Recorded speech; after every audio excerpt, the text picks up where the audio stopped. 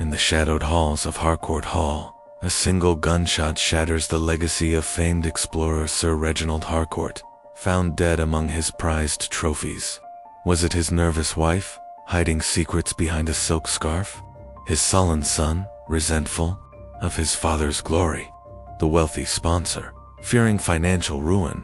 Or his loyal guide, guarding a deadly fraud? Miss Jane Marple, with her quiet wisdom and keen eye, unravels a web of deceit, where forged artifacts and buried motives lead to a chilling truth. In a house of pride and betrayal, one desperate act sparked murder, but only Miss Marple sees the killer's final mistake. The truth comes at a cost, and no one escapes its shadow. Chapter 1. The Trophy Room Tragedy. The November dusk settled over St. Mary Mead like a velvet curtain, muffling the usual chatter of the village. In the grand, ivy-clad Harcourt Hall, a gunshot had shattered the evening's calm, and now the air buzzed with something far darker than gossip. Sir Reginald Harcourt, the lionized explorer whose tales of African jungles and Himalayan peaks had thrilled London's drawing rooms, lay dead in his trophy room. A single bullet had pierced his heart, and the Wapena hunting rifle from his own collection lay, discarded, beside him, its barrel still warm. Miss Jane Marple, delicate and white-haired, sat in the rectory at Danimouth, where she was spending a quiet fortnight with her nephew, Raymond West, and his wife, Joan. The news of Sir Reginald's death reached her not through the village grapevine, but from Inspector Craddock, a sharp-eyed officer who had learned to value her unassuming wisdom. He arrived at the rectory just as the clock struck 7, his face drawn with the weight of a case already thorny with complications. "Miss Marple," he began, settling into a chintz-covered armchair, "I'm in a tangle, and I thought you might lend me your perspective." His tone was respectful, though a faint smile betrayed his awareness of her reputation for unraveling human motives as deftly as she unraveled her knitting. She looked up from the pale blue wool in her lap, her eyes bright behind her spectacles. "A tragedy at Harcourt Hall, I presume," she said mildly. "The maids were whispering about it at the butcher's this morning." Craddock nodded. "Sir Reginald Harcourt, shot dead at 7:15 this evening, found in his trophy room, surrounded by all those beastly heads and spears. No sign of a struggle, no forced entry. The rifle was his own, kept in a case not 10 feet from where he fell." Miss Marple's needles clicked softly, a rhythm as steady as her thoughts. "And the household?" she prompted, knowing well that murder, like a village scandal, often began in the home. "4 souls under suspicion," Craddock said, ticking them off on his fingers. "Lady Harcourt, his wife, nervous as a cat, but claims she was in her room. Tompkins, his guide, a rough sort who's been with him on every expedition since the Nile in '08. Clarence Withers, the money man behind Harcourt's travels, who was visiting for dinner. And Lionel Harcourt, the son, barely out of his teens, and sour as vinegar about his father's expectations." Miss Marple tilted her head, her expression as placid as a pond. "A trophy room," she mused. "A curious place for a murder. So public yet so personal. One wonders what Sir Reginald was doing there at such an hour." Craddock leaned forward, his voice lowering. "That's the queer part. The butler says Sir Reginald went to the trophy room every evening to polish his artifacts, some ritual of his. But tonight, someone knew he'd be there, alone. The shot was clean, Miss Marple. No powder burns, no wild aim. Whoever pulled the trigger meant business." She set her knitting aside, her hands folding neatly in her lap. "And the rifle? Was it loaded, ready for the taking?" "Kept in a locked case," Craddock replied, "but the key hung on a hook in the gunroom. Anyone in the house could have got at it. No fingerprints. Mind you, his stock was wiped clean." Miss Marple's lips pursed, a faint sign of the machinery turning behind her mild gaze. She thought of Mrs. Eldridge in St. Mary Mead, whose silver teapot had been stolen by a guest who'd polished it to hide his traces. "A careful mind," she said softly, but careful minds often trip over their own cleverness. Craddock rose, adjusting his hat. I'm off to Harcourt Hall to question the lot of them. If you'd care to join me tomorrow, Miss Marple, I'd be grateful. Your eye for details might see what mine miss. She smiled, a gentle curve that belied the sharpness within. I shall bring my knitting, she said. It helps me think. As Craddock's car rumbled down the lane, Miss Marple gazed out at the darkening garden, her mind already sifting through the fragments of the case. A trophy room, she thought, was a shrine to a man's pride, his triumphs mounted on the walls, his secrets perhaps buried beneath them. She recalled old Mr. Hargreaves, the village tailor, who'd boasted of his fine stitches while hiding a ledger of debts. Sir Reginald, she suspected, had his own ledger, not of money but of trust, and someone in Harcourt Hall had balanced it with a bullet. Chapter 2. The Household of Harcourt Hall. The morning after Sir Reginald Harcourt's murder, a thin mist clung to the grounds of Harcourt Hall, softening the sharp edges of its gabled roofs and mullioned windows. Miss Jane Marple, bundled in a sensible woolen coat and clutching her knitting bag, stepped from Inspector Craddock's car with the air of a visitor arriving for a parish tea rather than a murder investigation. The hall, a sprawling Tudor relic, modernized with Victorian excess, loomed before her, its stone facade betraying no hint of the violence within. Yet Miss Marple, whose mild blue eyes missed little, noted the drawn curtains and the footman's hesitant step as he ushered them inside. Grief, she thought, or perhaps guilt, had already settled over the household like dust. Craddock, his face set in a professional frown, led the way to the drawing room, where the 4 suspects awaited. I've asked them to gather here, he murmured to Miss Marple. Best to see them together first, get a sense of the currents between them. She nodded, her thoughts drifting to St. Mary Mead, where the annual flower show had once revealed more about human nature than any sermon. A group, she knew, could betray what individuals concealed. The drawing room was a study in faded opulence, heavy damask curtains, a marble fireplace carved with cherubs, and a chandelier that glittered despite the gloom. The suspects sat in a loose semicircle, each isolated by their own unease. Miss Marple settled into a high-backed chair near the fire, her knitting needles clicking softly as she observed the tableau before her.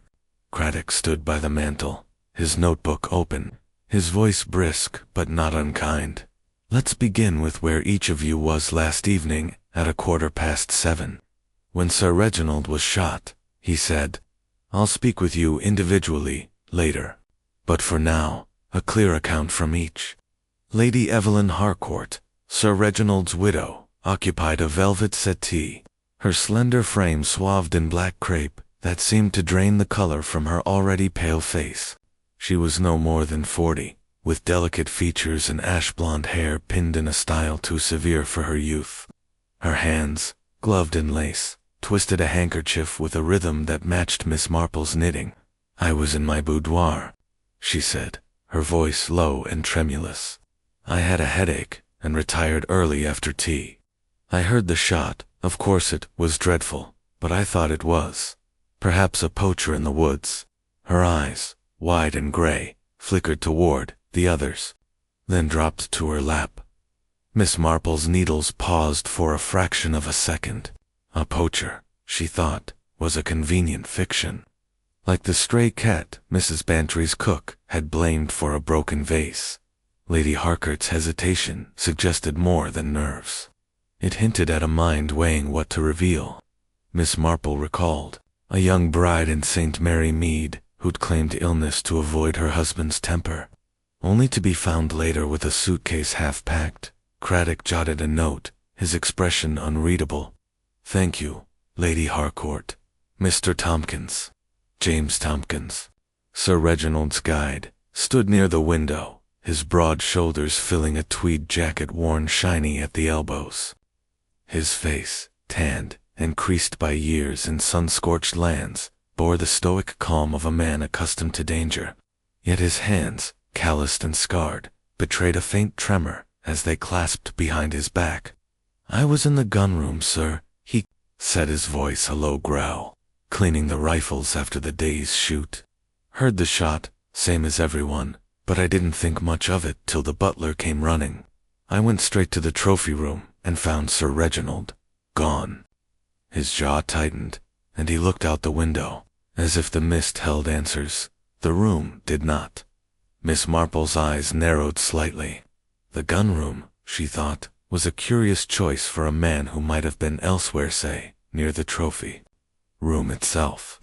She remembered old Mr. Finch, the village gamekeeper, who'd always been cleaning his tools when poachers struck, only to be found later with a pocketful of snares. Tompkins' devotion to Sir Reginald was legendary, but devotion, she knew, could mask darker loyalties. "Mr. Withers," Craddock prompted, turning to the third suspect, Clarence Withers, the expedition sponsor, perched on the edge of an armchair, his plump fingers drumming a restless tattoo on his watch chain.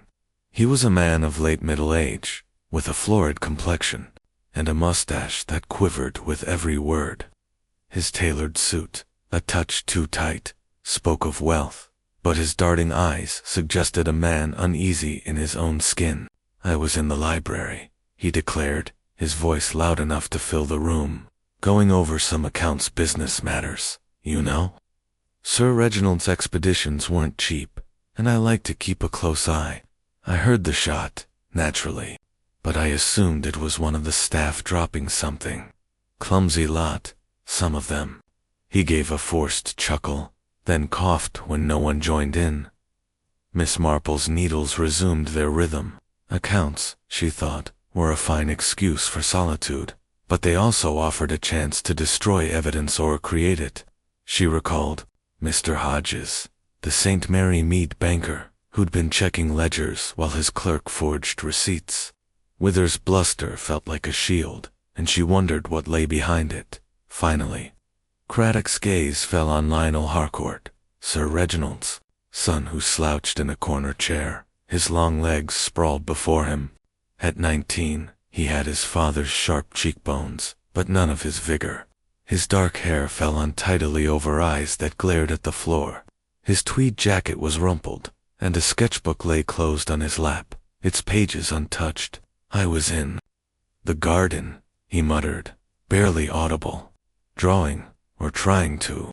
Father didn't like me wasting time on art, so I kept out of his way. Heard the shot, came inside, and saw him." His voice cracked, and he turned his face toward the wall. Miss Marple's expression softened, though her mind remained alert. Youth, she thought, could be sullen without being guilty. But Lionel's defiance reminded her of young Tommy Pierce, who'd sulked through a village fete only to confess later to stealing apples. Lionel's grief seemed genuine, yet his avoidance of his father's gaze in death suggested a wound deeper than rebellion. Craddock closed his notebook with a snap. "Thank you all. I'll need to speak with each of you alone later, and we'll search the house for any irregularities. For now, please remain available." His tone was firm, but his glance at Miss Marple held a question, as if seeking her first impressions. She offered a small smile, her needles never faltering. "A most interesting household," she said lightly, as if commenting on the weather, but her mind was already tracing patterns, like the threads of her wool. Lady Harcourt's nerves, Tompkins' stoicism, Withers' bluster, and Lionel's sullenness each was a stitch in a tapestry not yet complete. She thought of the village choir, where discord among singers had revealed a stolen hymn book. Here, too, harmony was absent, and she suspected the discord centered on Sir Reginald himself, as the suspects dispersed Lady Harcourt to her boudoir, Tompkins to the servants' quarters, Withers to the library, and Lionel to the garden. Drew Miss Marple aside. "Well," he asked, his voice low, "any thoughts?" She tucked her knitting into her bag, her movements deliberate. "It is early days, Inspector," she said, "but I find it curious that each claims to have been alone. In a house this size, one expects company, even by chance. And the trophy room, such a public place for a private act. I wonder what drew Sir Reginald there, and who knew he would be alone. Craddock frowned. You think it was planned, then? Not a spur-of-the-moment thing? Miss Marple's eyes twinkled. In St. Mary Mead, Inspector, even the most impulsive quarrels have a way of being prepared. A rifle does not load itself, nor does a key wander from its hook. Someone thought ahead, and I suspect they thought of Sir Reginald's habits. They stepped into the hall, where a maid, a mousy girl with red-rimmed eyes, was polishing a banister with unnecessary vigor. Miss Marple paused, her gaze lingering on the girl's trembling hands. "What is your name, my dear?" she asked gently. "Elsie, ma'am," the maid stammered, bobbing a curtsy. "Elsie Pratt. And you were here last evening, Elsie. Did you see anyone near the trophy room before the shot was heard?" Elsie's eyes widened, and she glanced toward the drawing-room door, as if fearing eavesdroppers. I saw her ladyship, ma'am, about 7 o'clock. She was coming down the back stairs, near the trophy room, with a scarf in her hands. But she said she was going to her room, and I didn't think nothing of it." Her voice dropped to a whisper. "She looked ever so pale, ma'am." Miss Marple nodded, her face kindly, but her mind sharp. "Thank you, Elsie. You've been most helpful." As the maid scurried away, Miss Marple turned to Craddock. "A scarf," she said thoughtfully.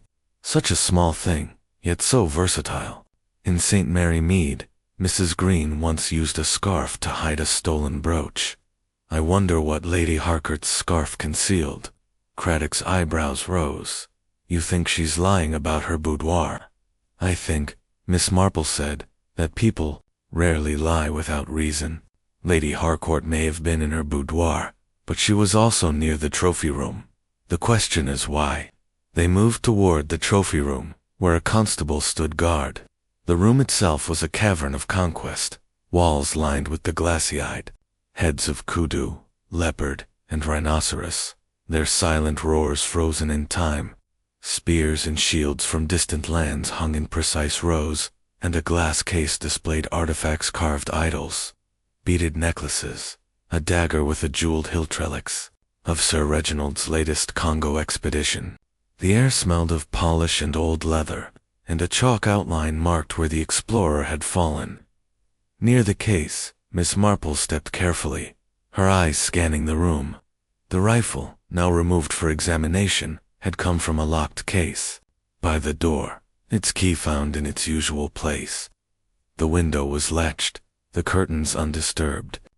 Yet, something caught her attention, a faint scuff on the polished floor, near the artifact case, as if a boot had shifted hastily. She bent closer, her arthritis forgotten, and noted a tiny smudge of wax, the kind used to shine wood. "Inspector," she said, pointing, "this mark. It's fresh, I think, and the wax someone polished this spot recently, perhaps to hide something else." Craddock crouched beside her, his face intent. "You're right. The rest of the floor hasn't been touched since yesterday. I'll have the men check for prints or residue." Miss Marple straightened, her gaze returning to the artifacts. "Sir Reginald's treasures," she murmured. "I wonder if they were as valuable as he believed. In St. Mary Mead, Mr. Travers once bought a rare vase that turned out to be plaster.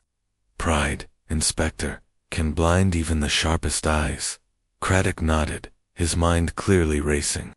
"There's talk the Congo artifacts might be fakes. If so, someone Withers, maybe, or Tompkins, had a lot to lose. Or Lady Harcourt," Miss Marple added softly. "A wife's pride is tied to her husband's, and shame can cut deeply. As for Lionel, youth often resents a father's glory, especially when it overshadows their own dreams." They left the trophy room, the constable resuming his vigil. As they passed the library, Miss Marple glimpsed Withers inside, rifling through papers with a haste that belied his earlier calm.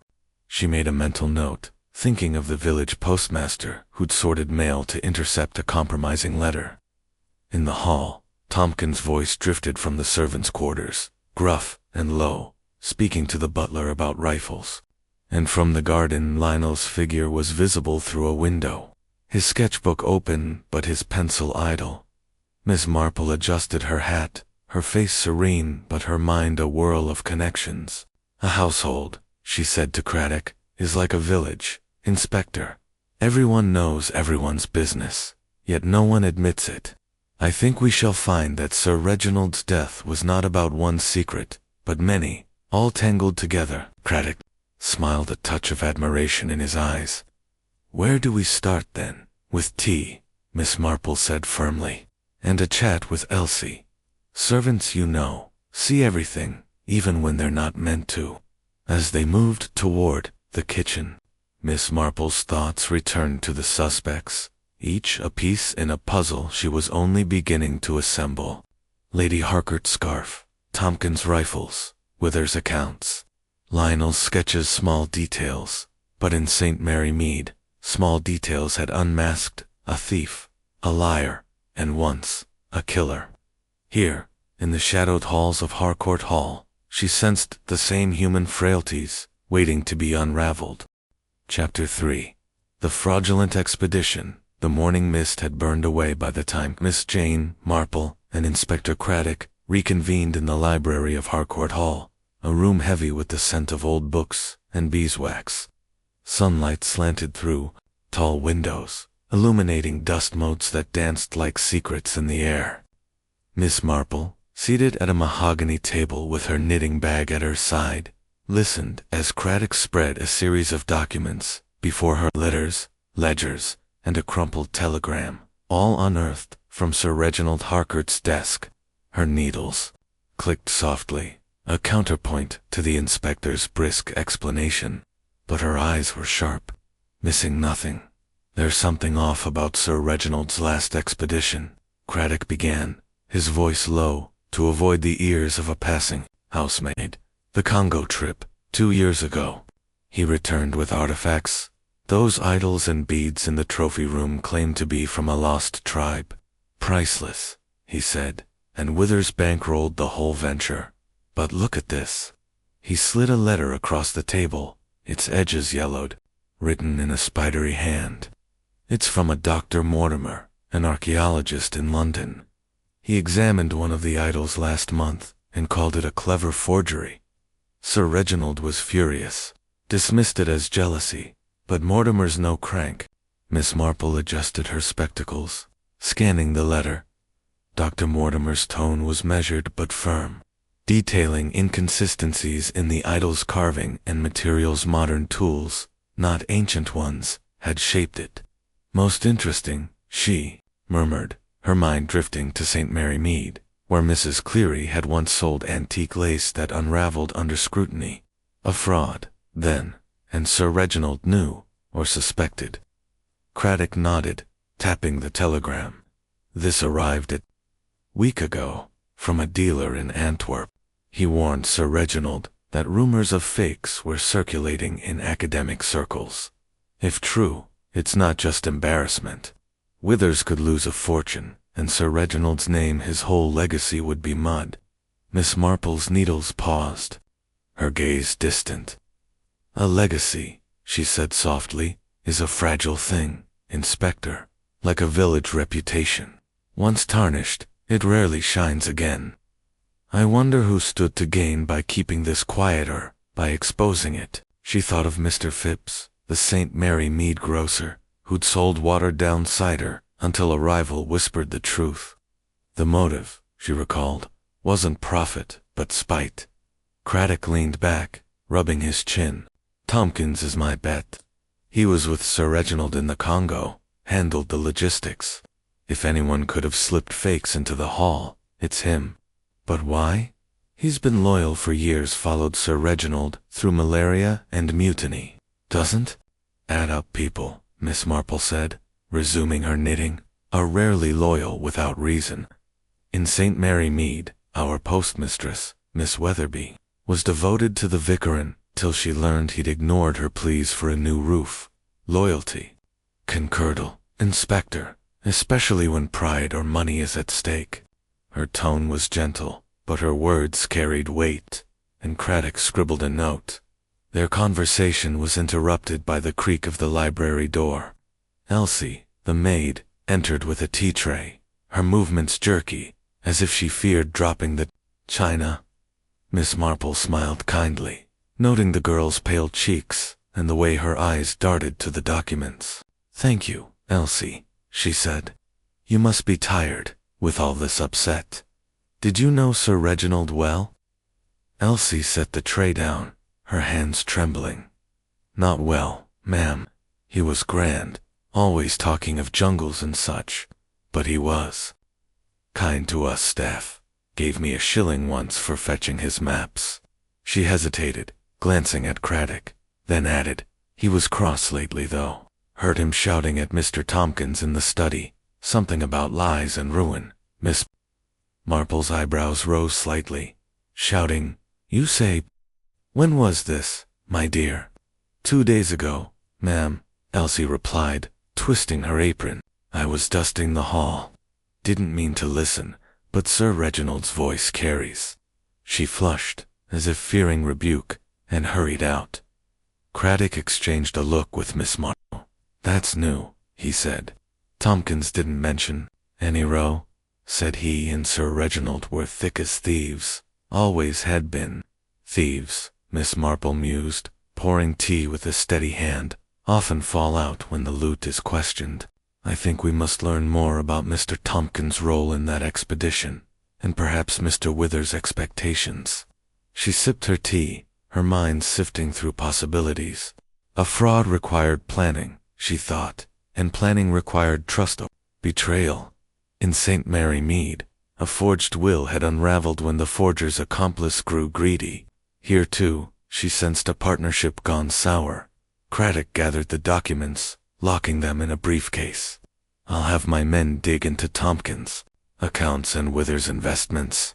If there's money tied to those fakes, it might point us to the killer. But what about Lady Harcourt, or the boy, Lionel?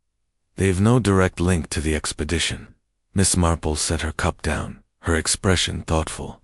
"A wife, Inspector, is linked to her husband's honor, whether she wills it or not. If Sir Reginald's name was disgraced, Lady Harcourt would bear the shame.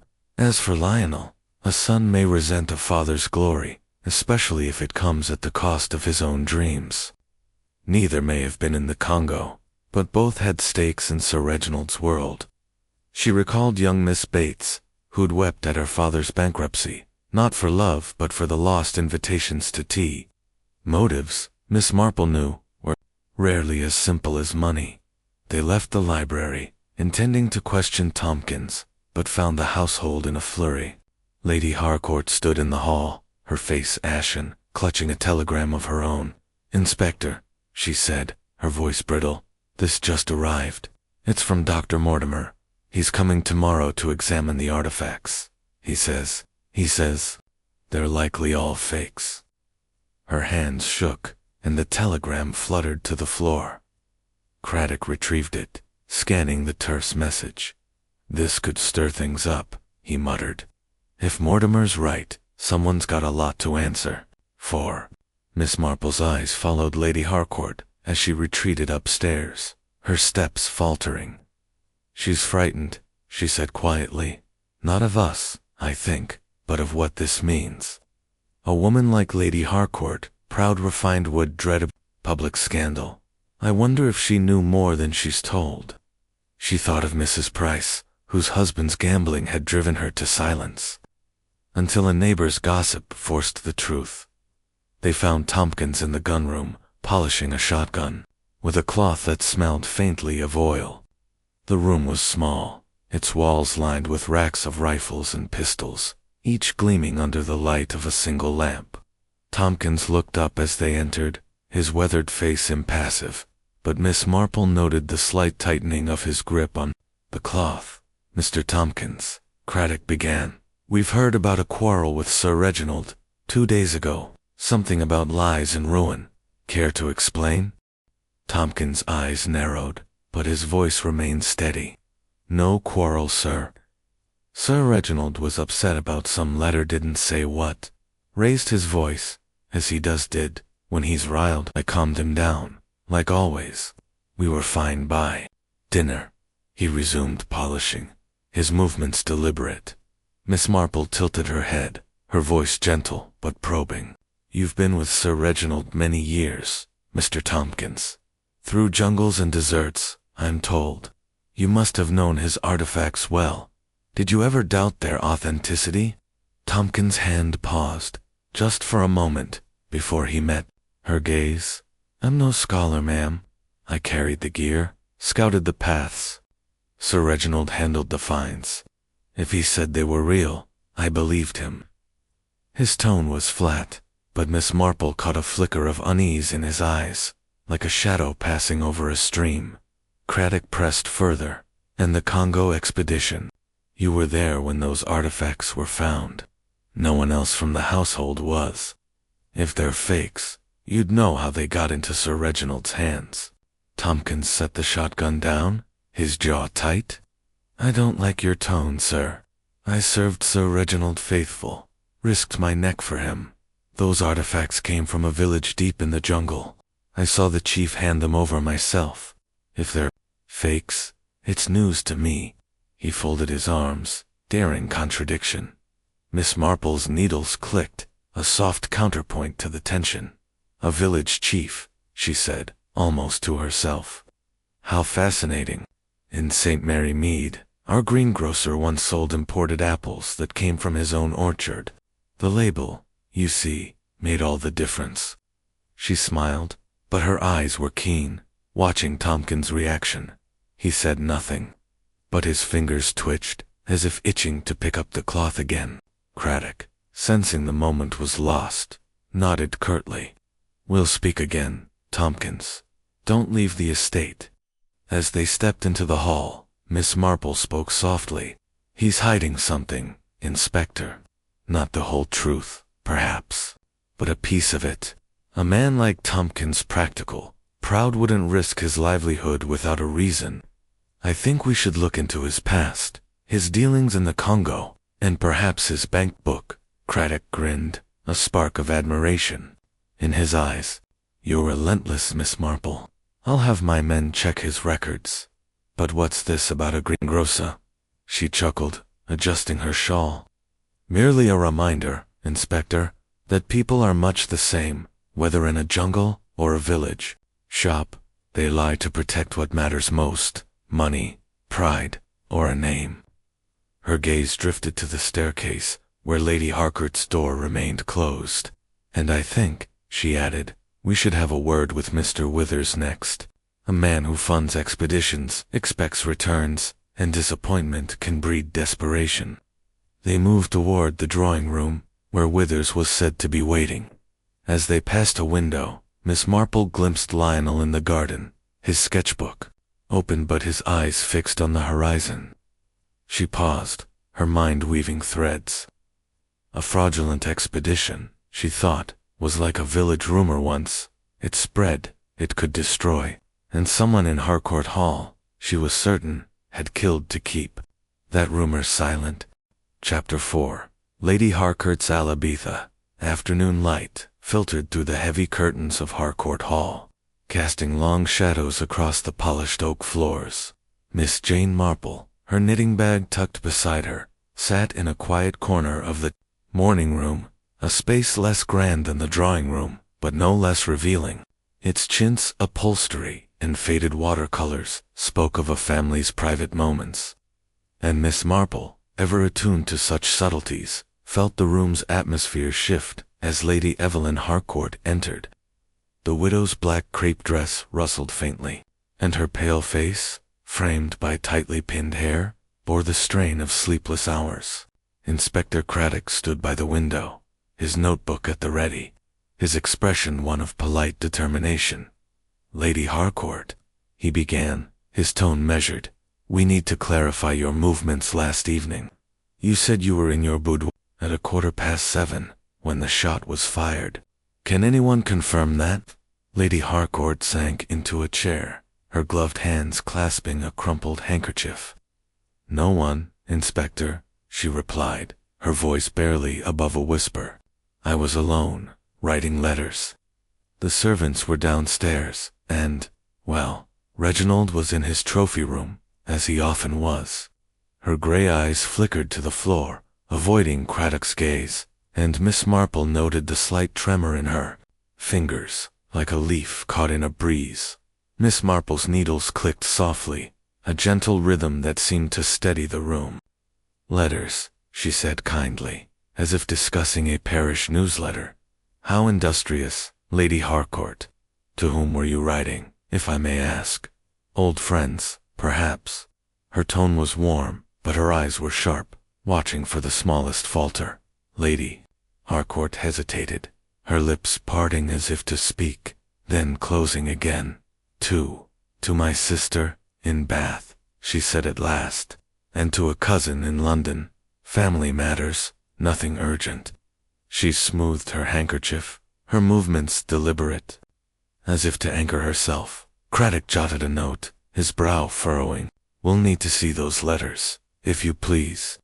And your boudoir, did you stay there all evening, or did you step out at all? I stayed, she said quickly, then caught herself, her voice softening. That is, I meant to, but I did go to the landing briefly, just before 7, to call for Elsie. I needed more notepaper. She brought it, and I returned to my room. Her eyes darted to Miss Marple, then away. As if sensing the older woman's quiet scrutiny, Miss Marple's needles paused, and she tilted her head, her expression one of mild curiosity. The landing, she said, is quite near the trophy room, is it not? One might easily hear footsteps or voices from there. She thought of St. Mary Mead, where Mrs. Elwood had claimed to be fetching a shawl while eavesdropping on her neighbor's quarrel. Alibis, Miss Marple knew, were often built on half-truths, like a house on sand. Craddock seized the opening. Elsie mentioned seeing you near the trophy room around 7, Lady Harcourt. Not on the landing, but coming down the back stairs, holding a silk scarf. Can you explain that? Lady Harcourt's face drained of what little color remained. Elsie must be mistaken, she said, her voice rising. I was on the landing, as I said. The back stairs, why, I rarely use them. They're for the servants. And a scarf. I may have had one, but it's nothing unusual. I often carry one. Her hands twisted the handkerchief, nearly tearing the lace.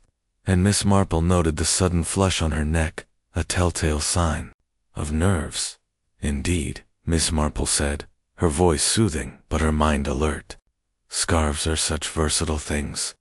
In St. Mary Mead, Miss Harmon once used a scarf to quiet a creaking gate.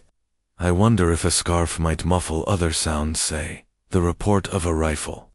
Her tone was almost conversational, but the words hung in the air, and Lady Harcourt's eyes widened, as if struck. I don't know what you mean, she stammered. I was writing letters, I tell you. I had no reason to be near the trophy room, and I certainly didn't.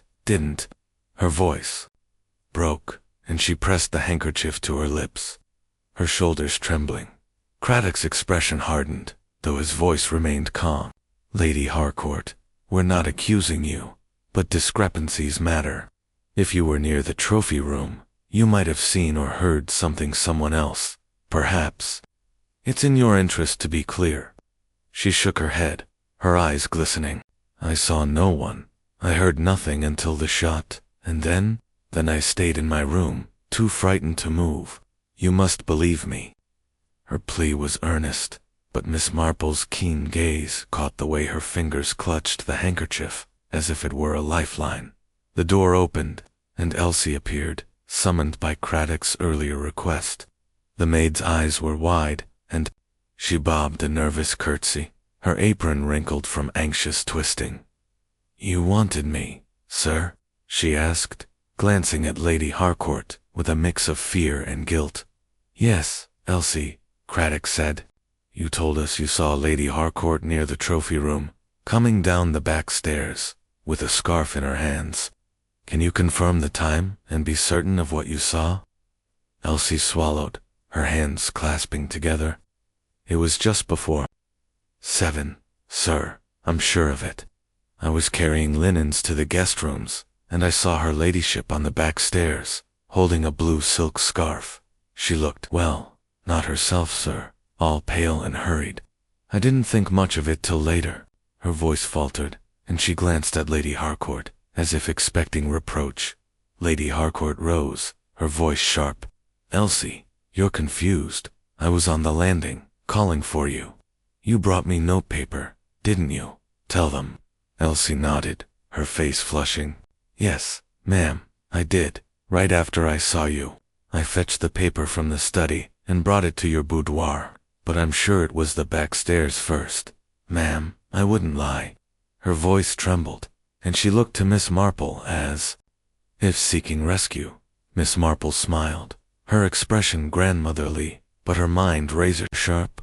Of course you wouldn't, Elsie. You're a good girl, and you've helped us greatly. Now, tell me, this scarf, was it the sort one might wrap around? Something, perhaps, to carry it discreetly. Elsie frowned, thinking. It was big enough, ma'am, all floaty-like. I suppose you could wrap something in it, but I didn't see nothing else in her hands. She paused, then added, her ladyship seemed in a rush, though, like she didn't want to be seen. Lady Harcourt's lips parted, but no words came. She sank back into her chair, her face a mask of distress. Craddock dismissed Elsie with a nod, then turned to Lady Harcourt. We'll need to see that scarf, and we'll search your boudoir for those letters. If there's anything else you remember, now's the time to say it. She nodded mutely, her eyes fixed on the floor. As Craddock moved to summon a constable, Miss Marple spoke softly, her voice meant for Lady Harcourt alone. My dear, I know. This is dreadful, but the truth, however painful, is kinder than silence. In St. Mary Mead, a young wife once hid her husband's debts, thinking it would protect him. It only delayed the inevitable. Her words were gentle, but they carried a quiet urgency, and Lady Harcourt's gaze met hers for a fleeting moment.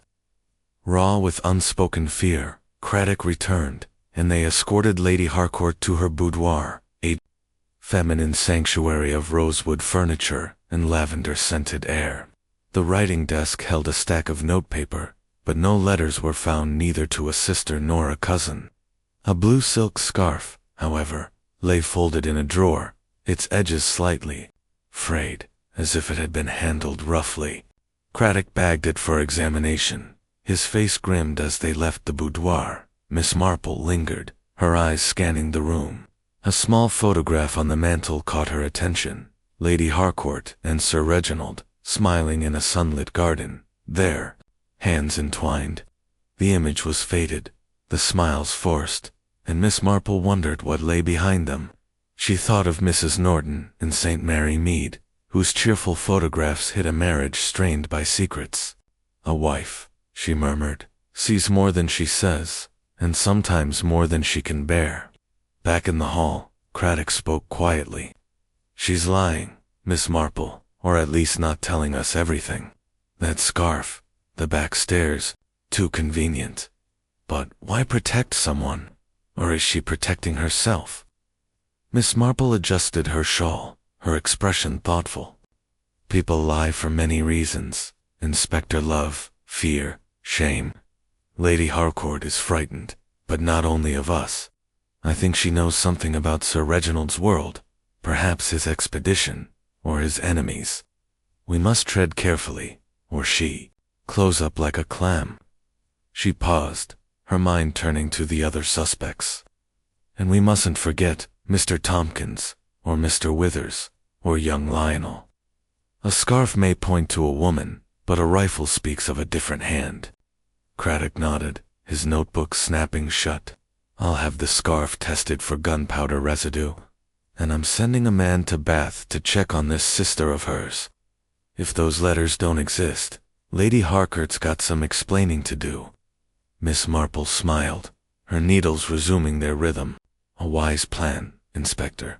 And perhaps we might ask Elsie to keep her eyes open. Servants, you know, are the pulse of a house. They see the cracks that pride conceals.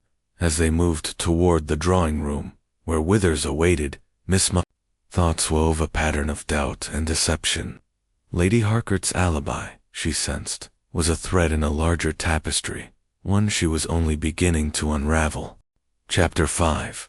The sponsors stake. The late afternoon sun cast a golden glow through the library windows of Harcourt Hall, gilding the leather-bound volumes and the polished desk where Miss Jane Marple sat, her knitting a soft counterpoint to the tension in the air. Inspector Craddock stood by a bookcase, his arms crossed, his eyes fixed on Clarence Withers, who occupied a leather armchair with the uneasy air of a man awaiting a verdict. Withers' florid face glistened with a sheen of perspiration, and his fingers toyed incessantly with the gold watch chain draped across his waistcoat. The room, with its scent of ink and old paper, seemed to press in on him, and Miss Marple, ever observant, noted the way his mustache twitched with every question. "Mr. Withers," Craddock began, his tone clipped but courteous, "you stated you were in this library at 7:15 yesterday, reviewing accounts. Yet no one saw you here, and the butler claims the room was dark when he passed by shortly before the shot. Can you explain that?" Withers cleared his throat, his voice booming with forced confidence. "Nonsense, Inspector. I was here, plain as day, going over my ledgers. Sir Reginald's expeditions cost a pretty penny, and I'm not one to let money slip through my fingers. The butler's mistaken, probably half blind from all that polishing he does." He chuckled, a hollow sound that echoed in the quiet room, and adjusted his cufflinks with a flourish. Miss Marple's needles clicked steadily, her expression one of mild interest. "Ledgers," she said, as if savoring the word. "How diligent, Mr. Withers. In St. Mary Mead, our churchwarden, Mr. Giles, was fond of checking his accounts in the vestry, though we later found he was hiding a shortfall in the collection plate. Accounts, you see, can cover a multitude of scenes." Her tone was gentle, almost grandmotherly, but her eyes were keen, watching the flicker of unease cross Withers' face. Craddock seized the moment, producing a folded letter from his pocket. "This was found in Sir Reginald's desk, addressed to you. It's dated a month ago. He wrote that he suspected the Congo artifacts might be fraudulent and urged you to investigate quietly, to avoid scandal. You didn't mention this yesterday. Why?" Withers' hand froze on his watch chain, his complexion reddening further. I meant to look into it, Inspector," he stammered. "Sir Reginald was prone to fits of temper, you know, always suspecting this or that. I thought he was overreacting. Those artifacts were his pride and joy, and I'd sunk thousands into that expedition. If they were fakes, I'd have been ruined, socially and financially, but I didn't believe it. Not for a moment." His voice rose, as if volume could drown. "Out doubt," but his eyes darted to the door, as if longing for escape. Miss Marple tilted her head, her needles pausing. "Ruined," she murmured. "Such a heavy word. Mr. Withers, in St. Mary Mead, a gentleman once lost his standing over a bad investment in a traveling circus. He was quite desperate to keep it secret. Desperation, I find, can lead to rash decisions." Her words hung in the air, and Withers shifted in his seat, his fingers resuming their restless dance with the chain. Craddock pressed on, his notebook open. "Let's be clear, Mr. Withers. If those artifacts were exposed as fakes, your reputation as a patron would be in tatters. You'd be the laughingstock of London's clubs, and your investments tied to Sir Reginald's fame would collapse. Did you confront him about the letter, or perhaps take steps to ensure the truth stayed buried?" Withers shot to his feet, his mustache quivering. "That's outrageous, Inspector. I'm a businessman, not a murderer. I was in this library, as I said, and I had no reason to harm Sir Reginald. He was my friend, my legacy." His voice cracked, and he sank back into the chair, mopping his brow with a handkerchief. "You've got it all wrong. If anyone had a motive, it was that guide, Tompkins. He was in the Congo, not me. He's the one who brought back those wretched idols. Miss Marple's eyes narrowed slightly, though her smile remained serene. How quick we are to point fingers, she said softly. In St. Mary Mead, when the vicar's silver went missing, everyone blamed the sexton until we found it in the organist's loft. Accusations, Mr. Withers, often reveal more about the accuser than the accused. She resumed knitting, but her mind was tracing patterns, noting the way Withers' bluster masked a deeper fear. Craddock flipped a page in his notebook. We'll check the ledgers you were reviewing, Mr. Withers, and we'll need a list of anyone you spoke to about Sir Reginald's suspicions. If you suspected fraud, even faintly, you had a motive to silence him before the truth came out. Withers' jaw tightened, but he nodded curtly. You'll find nothing amiss in my accounts, Inspector. I'm a careful man. As for the letter, I barely gave it a thought. Sir Reginald was always stirring up drama, part of his charm. His attempt at a smile was more grimace than grin, and he rose, adjusting his coat. If you'll excuse me, I need some air. This house is stifling. Craddock let him go, but his eyes followed Withers to the door. As it closed, he turned to Miss Marple, his voice low. He's nervous, and not just about his reputation. That letter shook him. If he knew the artifacts were fakes, he had every reason to want Sir Reginald quiet permanently. Miss Marple set her knitting aside, her hands folding neatly in her lap. Indeed, Inspector, money is a powerful motive, but so is pride. Mr. Withers strikes me as a man who values his place in society above all else. A scandal would be worse than bankruptcy for him. She paused, her gaze drifting to the bookcase, where a volume on African antiquities caught her eye. I wonder, though, how much he truly knew. A sponsor funds the journey, but the guide Mr. Tompkins knows the terrain. We mustn't lose sight of him. Craddock nodded, scribbling a note. I've got men checking Withers' financial records and Tompkins' bank book. If either of them profited from those fakes, we'll find it. But what about Lady Harcourt? She's no stake in the expedition, yet she's hiding something with that scarf business. Miss Marple's lips pursed, a faint sign of the machinery turning behind her mild demeanor. A wife's stake is her husband's honor, Inspector.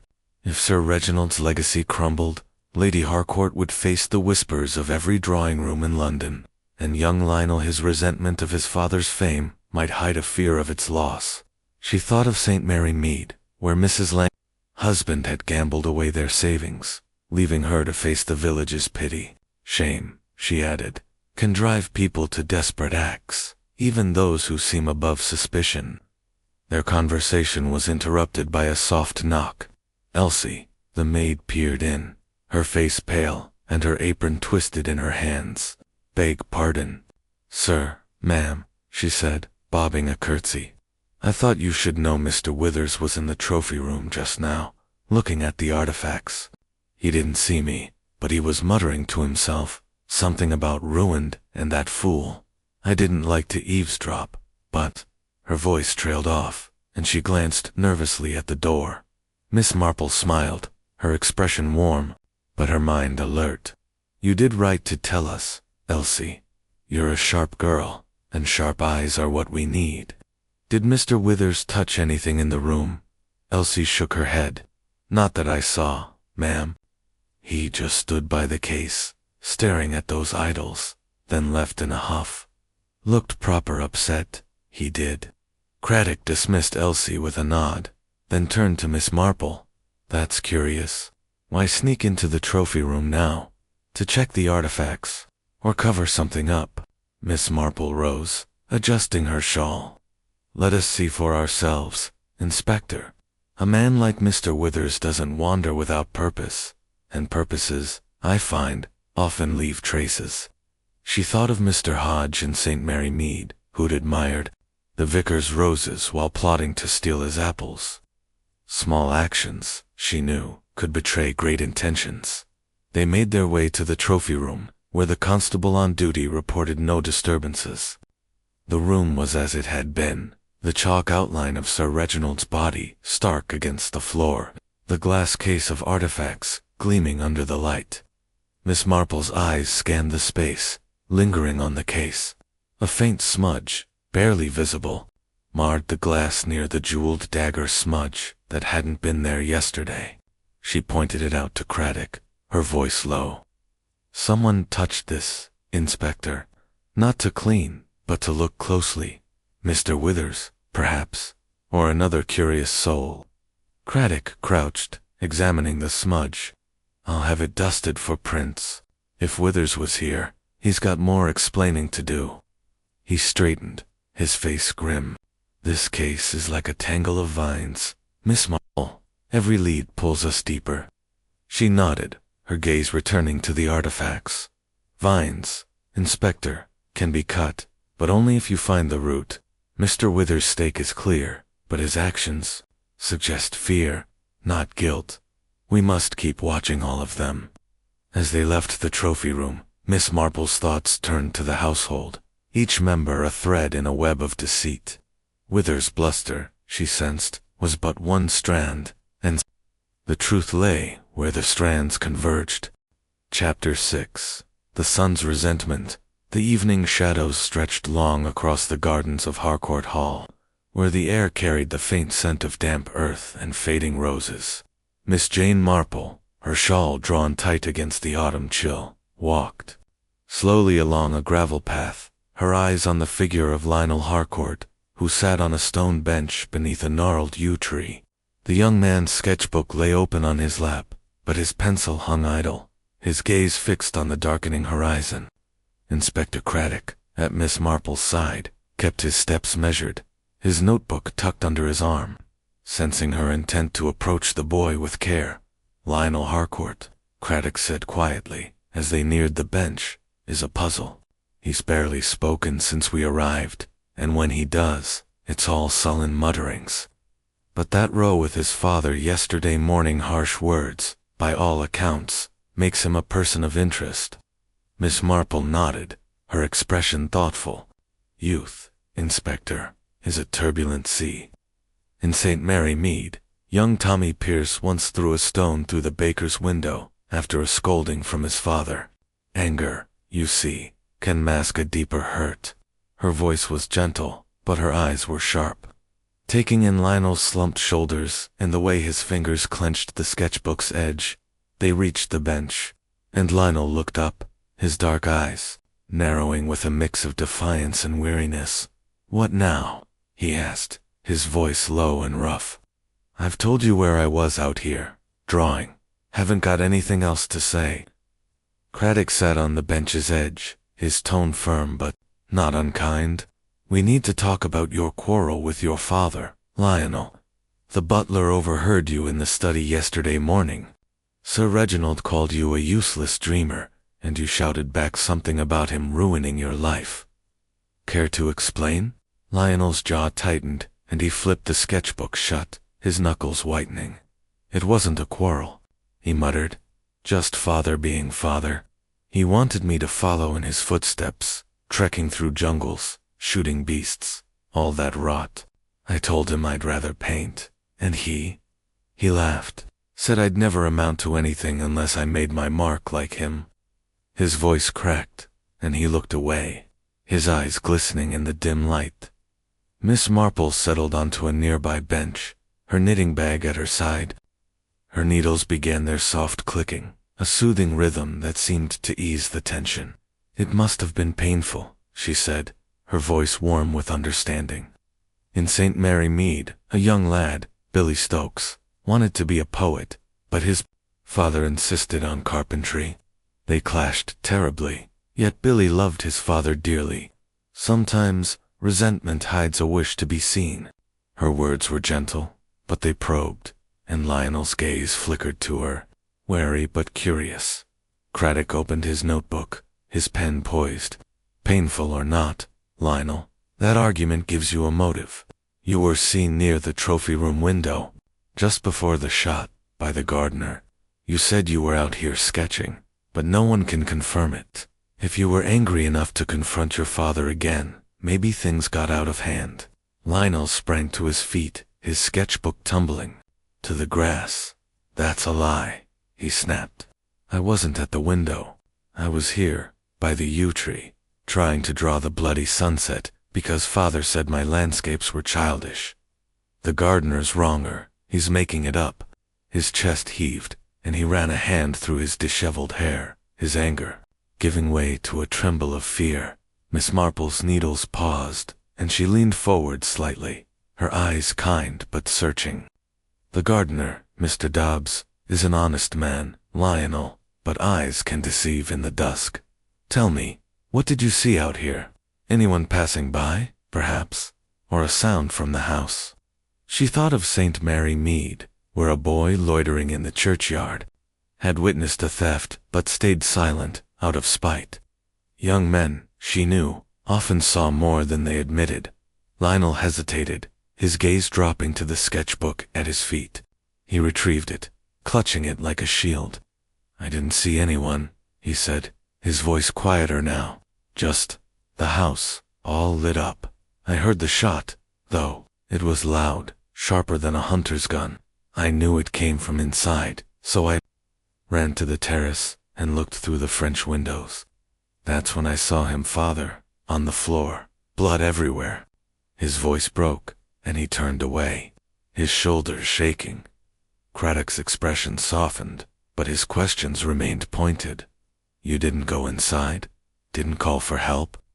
Lionel shook his head. I froze, couldn't move. Then the butler came, and everyone started shouting. I went back to the garden. Didn't want to see him like that. His voice was barely audible, and Miss Marple noted the raw grief in his eyes, mingled with something else, guilt, perhaps, or shame. She rose, her movements slow but deliberate, and stepped closer, her voice as gentle as a mother's. Lionel, my dear, no one doubts you loved your father, even if you fought. But if you saw anyone near the trophy room, or even earlier in the day, it could help us. N.C. Mary Mead. A boy once saw a stranger by the mill, but kept quiet, thinking it didn't matter. It mattered a great deal. Her words were a quiet invitation, and Lionel's eyes met hers. Searching for judgment and finding none, he swallowed, his voice low. I saw Mother, earlier, about 6. She was in the hall, near the trophy room door, looking odd, like she was waiting for someone. She didn't see me. I was coming in from the side door, but that's all, I swear. His eyes pleaded for belief, and Miss Marple nodded, filing the detail away. Craddock jotted a note, his brow furrowed. That's useful, Lionel. We'll check it out. But we'll need to see your sketchbook. Too any drawings from last evening might show what you were looking at, or when. Lionel clutched the book tighter, his face pulling. It's just scribbles, he said quickly. Nothing worth seeing. I wasn't even drawing properly, just messing about. His reluctance was palpable, and Miss Marple's keen gaze caught the way his fingers trembled, as if the sketchbook held more than idle lines.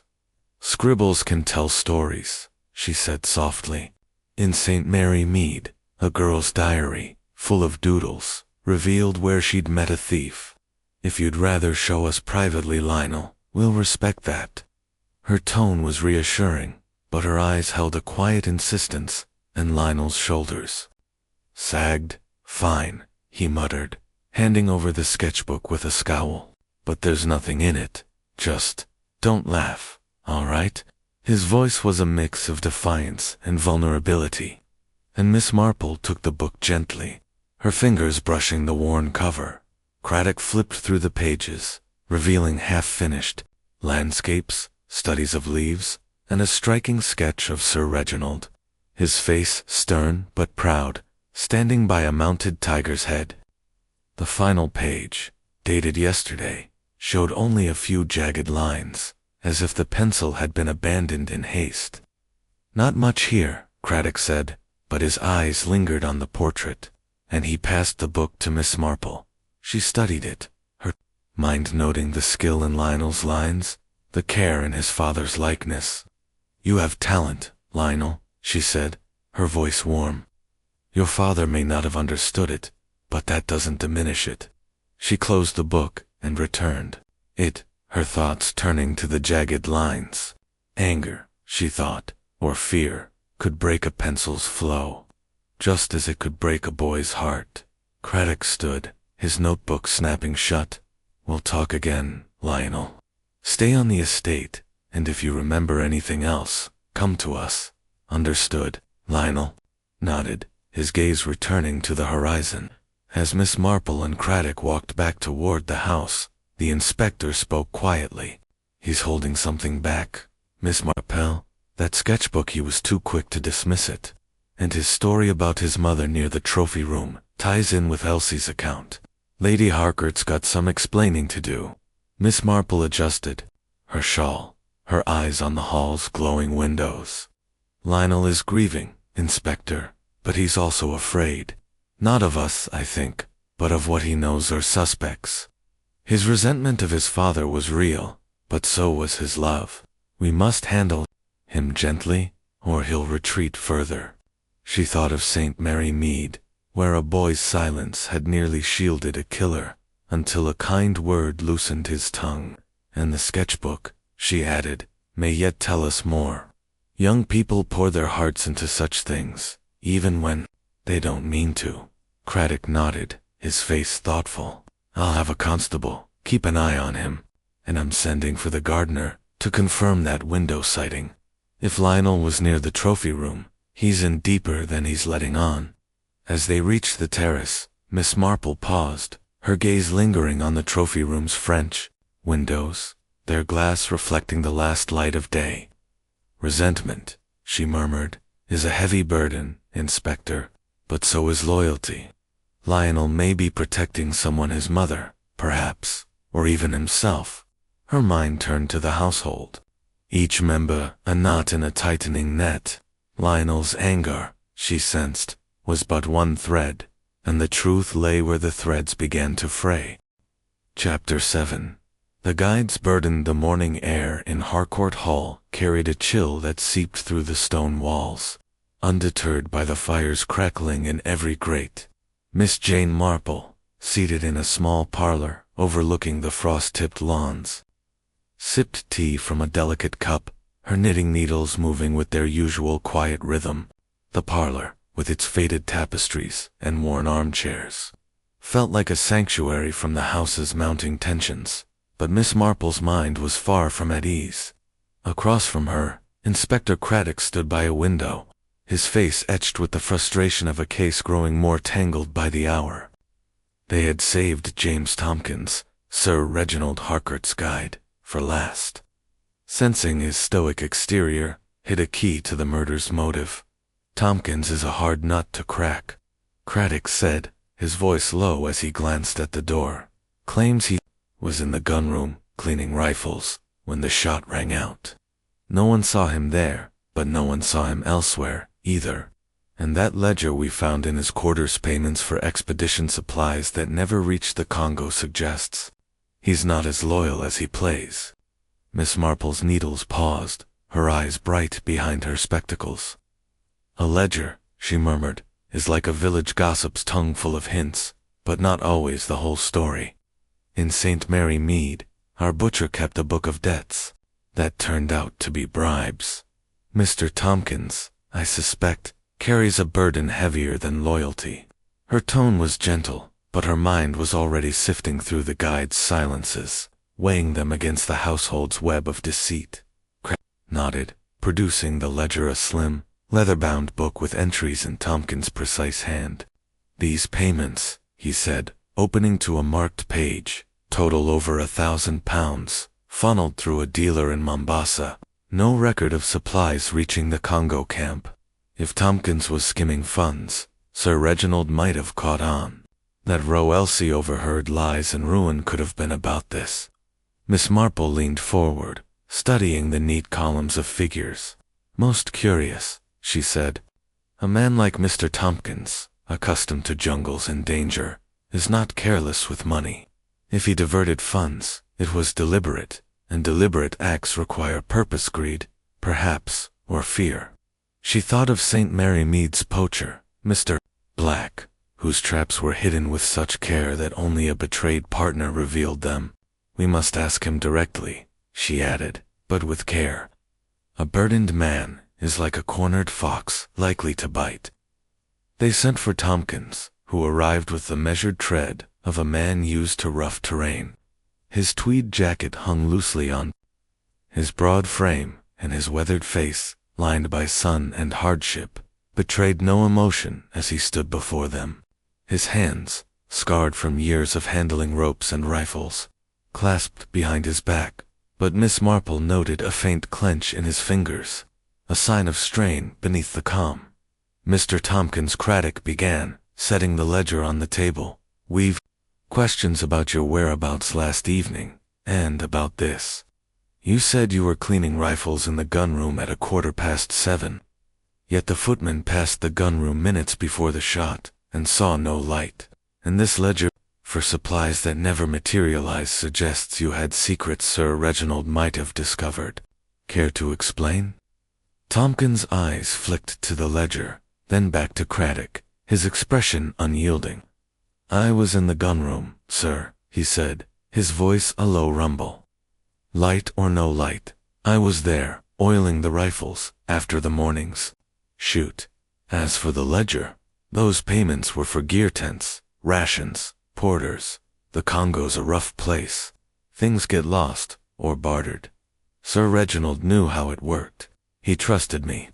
His jaw tightened, and he stood straighter, as if daring contradiction. Miss Marple's needles clicked softly, her gaze steady on Tompkins. "Trust," she said, her voice warm but probing, "is a precious thing, Mr. Tompkins. In St. Mary Mead, our gamekeeper trusted a friend to guard his traps, only to find them emptied. You were with Sir Reginald in the Congo, handling the expedition's details. If those artifacts were fakes, as some now claim, you would have known. Did Sir Reginald ever question you about them?" Tompkins' eyes narrowed, but his voice remained even. "He asked questions, ma'am, as he always did. Wanted to know about the village, the chief, how we got the idols. I told him what I saw natives trading beads and carvings for our supplies. If they're fakes, it's news to me. I'm no scholar, just a guide." His words were firm, but Miss Marple caught a slight shift in his stance, as if bracing for a blow. Craddock tapped the ledger, his tone sharper. "These payments, Tompkins over £1,000, unaccounted for, and Elsie overheard you and Sir Reginald arguing 2 days ago, about lies and ruin. Sounds like he suspected you of more than poor bookkeeping. If he threatened to expose you, that's motive enough for murder." Tompkins' hands unclenched, then clenched again, his face darkening. "I didn't kill him," he said, his voice low and fierce. "Sir Reginald was my friend, my captain. I'd have died for him in the jungle, and I nearly did, twice. That row was nothing him, fretting over some letter, blowing off steam. I calmed him down, like always. You're barking up the wrong tree, Inspector." His eyes burned with conviction, but Miss Marple noted the way his gaze avoided the ledger, as if it were a snake. She tilted her head, her expression one of quiet curiosity. "A friend," she said, "is a rare gift, Mr. Tompkins. Yet even friends can wound. In St. Mary Mead, 2 farmers shared a field for years, until one hid profits from the other. The betrayal stung more than the loss. If Sir Reginald accused you of deceit, even wrongly, it might have tested your bond. Did he say anything that evening, perhaps in the trophy room, before the shot?" Tompkins' face hardened, but his voice softened, as if memory tugged at him. "He was in the trophy room, polishing those damned idols, like he did every night. I passed by earlier, around 6, to check the gun case. He looked tired, not himself, said something about truth coming out, but I thought he meant his health, not me. I left him be." His words trailed off, and for a moment, his stoicism cracked. Revealing a flicker of grief, Craddock seized the opening. You were near the trophy room at 6, then. Close enough to see who else was about Lady Harcourt, perhaps, or Lionel. And that gun case, did you take a rifle out? Maybe leave it ready for someone else. Tompkins' eyes flashed. I touched nothing, sir. The rifles were locked, key on its hook. I saw no one else. Not then. You want a killer? Look at Withers, he's the one with money to lose. Or the boy, sulking over his father's shadow. Not me. His voice was steady, but Miss Marple noted the way his fingers twitched, as if itching to defend more than his words. She set her knitting aside, her hands folding neatly. In St. Mary Mead, she said, a poacher swore he'd never touched a snare, but his boots bore the mud of the forbidden wood. Small things, Mr. Tompkins, betray us. Your ledger, your presence near the trophy room, your silence about that quarrel, they raise questions. If you're protecting someone, or something, now is the time to speak. Her tone was kind, but her eyes held a quiet insistence, like a teacher awaiting a confession. Tompkins met her gaze, his face unreadable. I've nothing to hide, ma'am. I served Sir Reginald faithful, and I'll not have my name dragged through the mud. Ask your questions, search my things, I'm clean. He folded his arms, his stance defiant, but Miss Marple sensed a crack in his armor, a burden he carried alone. Craddock closed the ledger with a snap. We'll do that, Tompkins. Your quarters will be searched again, and we're tracing those. Payments to Mombasa. If there's a trail, we'll find it. Stay on the estate. His tone was final, and Tompkins nodded curtly, striding out with the gait of a man escaping a trap. As the door closed, Craddock turned to Miss Marple, his brow furrowed. He's lying, or at least holding back. That ledger's no innocent mistake, and his story about the gun room doesn't add up. But he's too steady to crack easily. Miss Marple sipped her tea, her expression thoughtful. A steady man, Inspector, is like a village oak, strong until the roots are exposed. Tompkins' burden is tied to that expedition, I'm certain. Whether he forged those artifacts, or merely profited from them, he feared Sir Reginald's discovery. Yet his grief seems genuine, which complicates matters. She thought of St. Mary Mead's blacksmith, whose loyalty to a friend hid a theft until guilt forced the truth. We must press gently, she added, and watch the others. Tompkins' accusations Withers, Lionel may be deflections, but they merit attention. Craddock nodded, tucking the ledger under his arm. I'll have my men dig deeper into his finances and check the gun room for traces of oil or cloth, and I'm sending for the Mombasa dealer's records. If Tompkins is our man, we'll catch him out. Miss Marple rose, adjusting her shawl. A wise plan, Inspector, and perhaps we might revisit the trophy room. The artifacts, the gun case, small details there, may yet speak louder than Mr. Tompkins' silence. As they left the parlor, her thoughts turned to the guide's weathered face, his hand scarred by a life of service. A burden, she sensed, was heavier than guilt, and Tompkins carried it like a man who knew no other way. Chapter 8. The trophy room revisited. The late morning light streamed through the tall windows of Harcourt Hall's trophy room, glinting off the glass eyes of mounted beasts and the polished surfaces of Sir Reginald Harcourt's artifacts. Miss Jane Marple, her knitting bag slung over her arm, stepped carefully into the room, her sensible shoes silent on the parquet floor. Inspector Craddock followed, his notebook in hand, his eyes scanning the space with the intensity of a hunter, tracking elusive prey. The room, with its spears, shields, and relics, seemed to pulse with the weight of the murder, and Miss Marple felt the air hum with secrets yet to be uncovered. I wanted you to see this again, Miss Marple, Craddock said, closing the door behind them to ensure privacy. The constable's been guarding it since yesterday, but after Withers' visit and Tompkins' story about passing by, I'm wondering if we missed something. The bullet's trajectory straight through the heart, from near the artifact case. The killer stood close, but the rifle was wiped clean. It's too precise for a spur of the moment act. Miss Marple nodded, her gaze sweeping the room.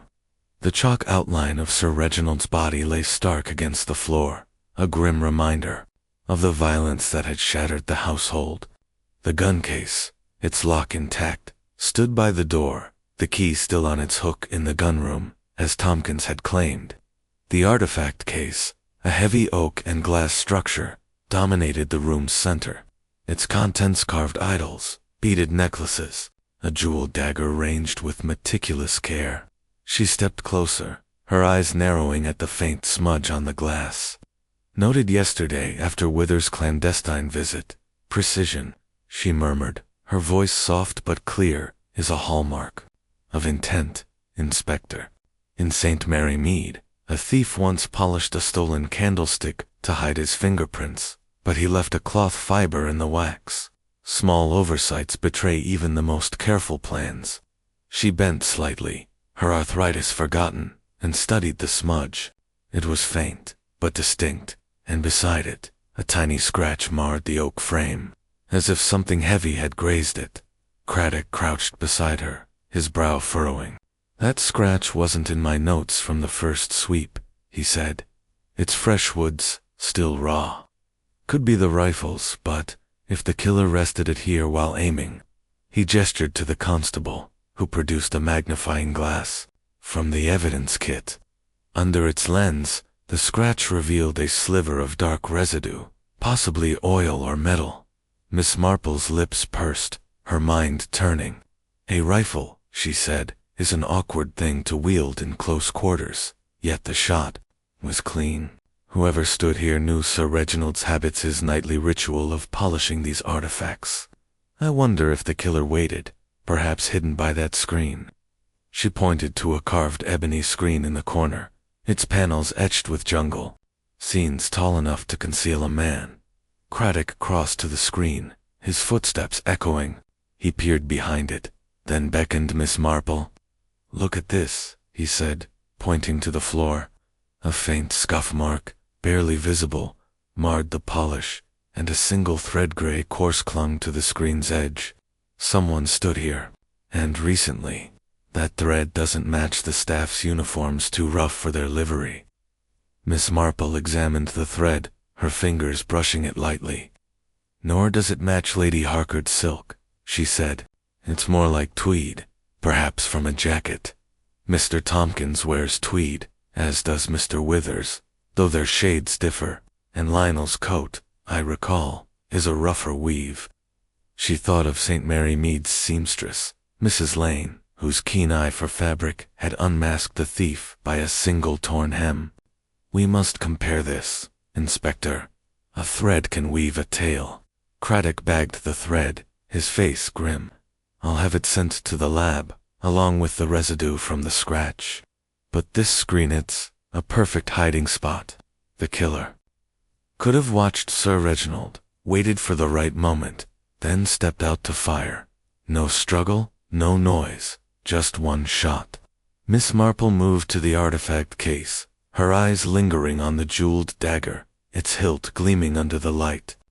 The glass was spotless, save for the smudge, as if someone had wiped it hastily. "This case," she said, "is the heart of the room, and perhaps of the motive.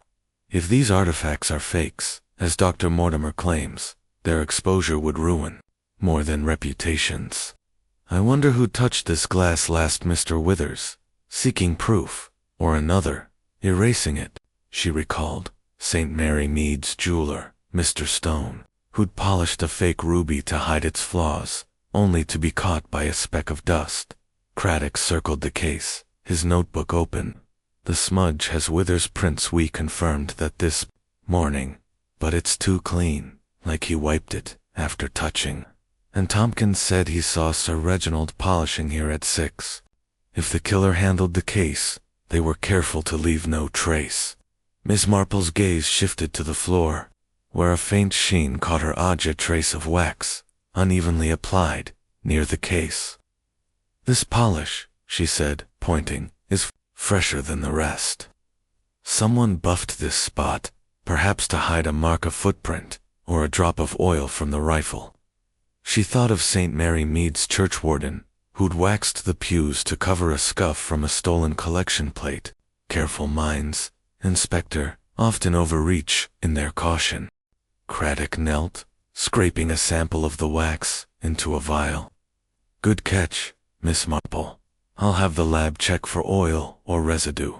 If we can tie this to the gunroom, it might point to Tompkins or someone who had access to his supplies. He rose, his eyes scanning the room.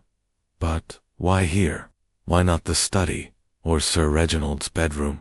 The trophy rooms, so exposed. Miss Marple adjusted her shawl, her expression thoughtful. Exposed, yet intimate, Inspector. This was Sir Reginald's shrine, his triumphs, his pride. To kill him here was to strike at his legacy. The killer chose this place deliberately, I think, to send a message, or to settle a score. Her mind turned to the household. Lady Harcourt's nervous scarf, Wither's furtive visit, Lionel's sullen sketches, Tompkins' guarded ledger. Each, she sensed, had a connection to this room, but only one had turned it into a tomb. They moved to the gun case, its lock gleaming under the light. Craddock tested the mechanism, finding it secure. The key was in the gunroom, as Tompkins said. He noted. Anyone could have taken it, but they'd need time to unlock the case, load the rifle, and get here without being seen. That suggests planning, not passion. Miss Marple nodded, her eyes on the case's glass door. A faint reflection caught her attention, a distortion, as if the glass had been cleaned unevenly. This door, she said, has been wiped, like the artifact case. Not for polish, but for concealment. In St. Mary Mead, a maid once cleaned a mirror to hide a smudge from her lover's hand.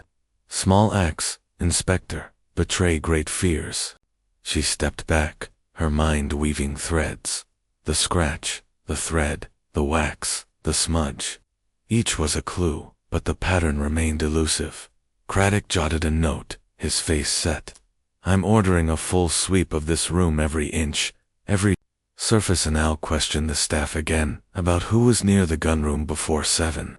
If we can place someone here with the rifle, we're closer to the truth. Miss Marple smiled, her needles resuming their rhythm. A wise plan, Inspector, and perhaps we might ask Elsie to watch for any unusual cleaning in the house.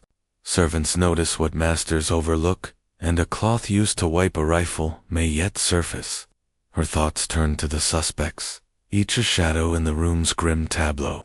The trophy room, she sensed, held more than relics, it held the key to a motive, and she was determined to find it. As they left, the constable resumed his post, and Miss Marple glanced back, her eyes lingering on the artifact case.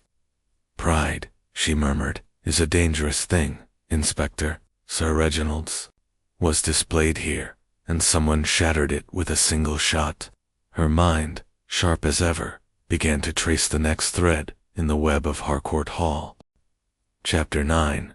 The web of motives. The dining room of Harcourt Hall gleamed under the soft glow of a chandelier, its crystal prisms scattering light across the mahogany table set for an uneasy dinner. Miss Jane Marple, seated near the foot of the table, observed the gathered suspects with the quiet attentiveness of a village spinster at a parish meeting. Her knitting lay folded in her lap, a pretext for her presence as Inspector Craddock's consultant, though her true purpose was to watch the currents of tension ripple through the household.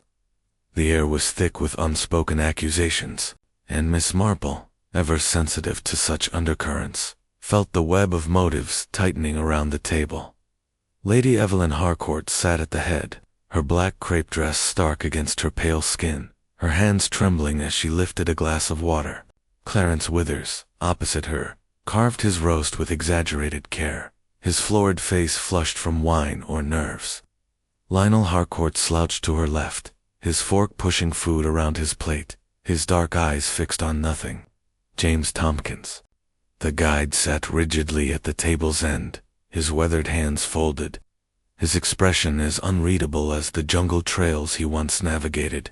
Craddock, invited as a guest to keep the peace, sat beside Miss Marple, his notebook discreetly tucked away but his eyes alert. The butler, a stoic man named Harris, served the meal with mechanical precision, but Miss Marple noted his hesitation as he passed Lady Harcourt, as if fearing her brittle composure might shatter. The silence was broken only by the clink of silver and the occasional murmur from Withers, who seemed determined to fill the void with banalities. "Fine weather for November, don't you think?" Withers said, his voice too loud for the room. "A bit of sun does wonders for the spirits, especially in trying times." His mustache twitched, and he glanced at Lady Harcourt, who offered a faint nod but no reply. Miss Marple's lips curved in a polite smile, her mind noting the strain in Withers' joviality. "Indeed, Mr. Withers," she said, her voice gentle. "In St. Mary Mead, we find a sunny day brings out the best in people and, sometimes, the truth." Her words were innocuous, but she watched his reaction, catching the brief tightening of his fingers on his knife. "A man," she thought, "who fears the light." Lady Harcourt spoke, her voice low but clear. "Mr. Tompkins, you were with Reginald in the Congo. He always spoke so highly of your loyalty. Did he ever mention doubts about his finds?" Her question hung in the air, and Miss Marple noted the sudden stillness in Tompkins' posture. Like a stag sensing danger, Tompkins met her gaze, his eyes steady but guarded. "He had his worries, ma'am, like any man chasing glory. Asked me once if the village chief might have tricked us with those idols. I told him I saw the trade myself, beads for knives, fair and square." He let it drop. His voice was even, but Miss Marple caught a faint tremor in his hand as he reached for his glass. A crack in his stoic facade, Lionel snorted, his voice sharp with disdain. "Glory. That's all father cared about, his name in the papers, his trophies on the wall. Never mind what it cost us." He stabbed a piece of meat, his eyes flashing. Maybe someone got tired of his obsession and put an end to it. The table fell silent, and Lady Harcourt's glass clattered against her plate. "Lionel, please," she whispered, her face ashen. "Not now." Withers cleared his throat, his tone conciliatory.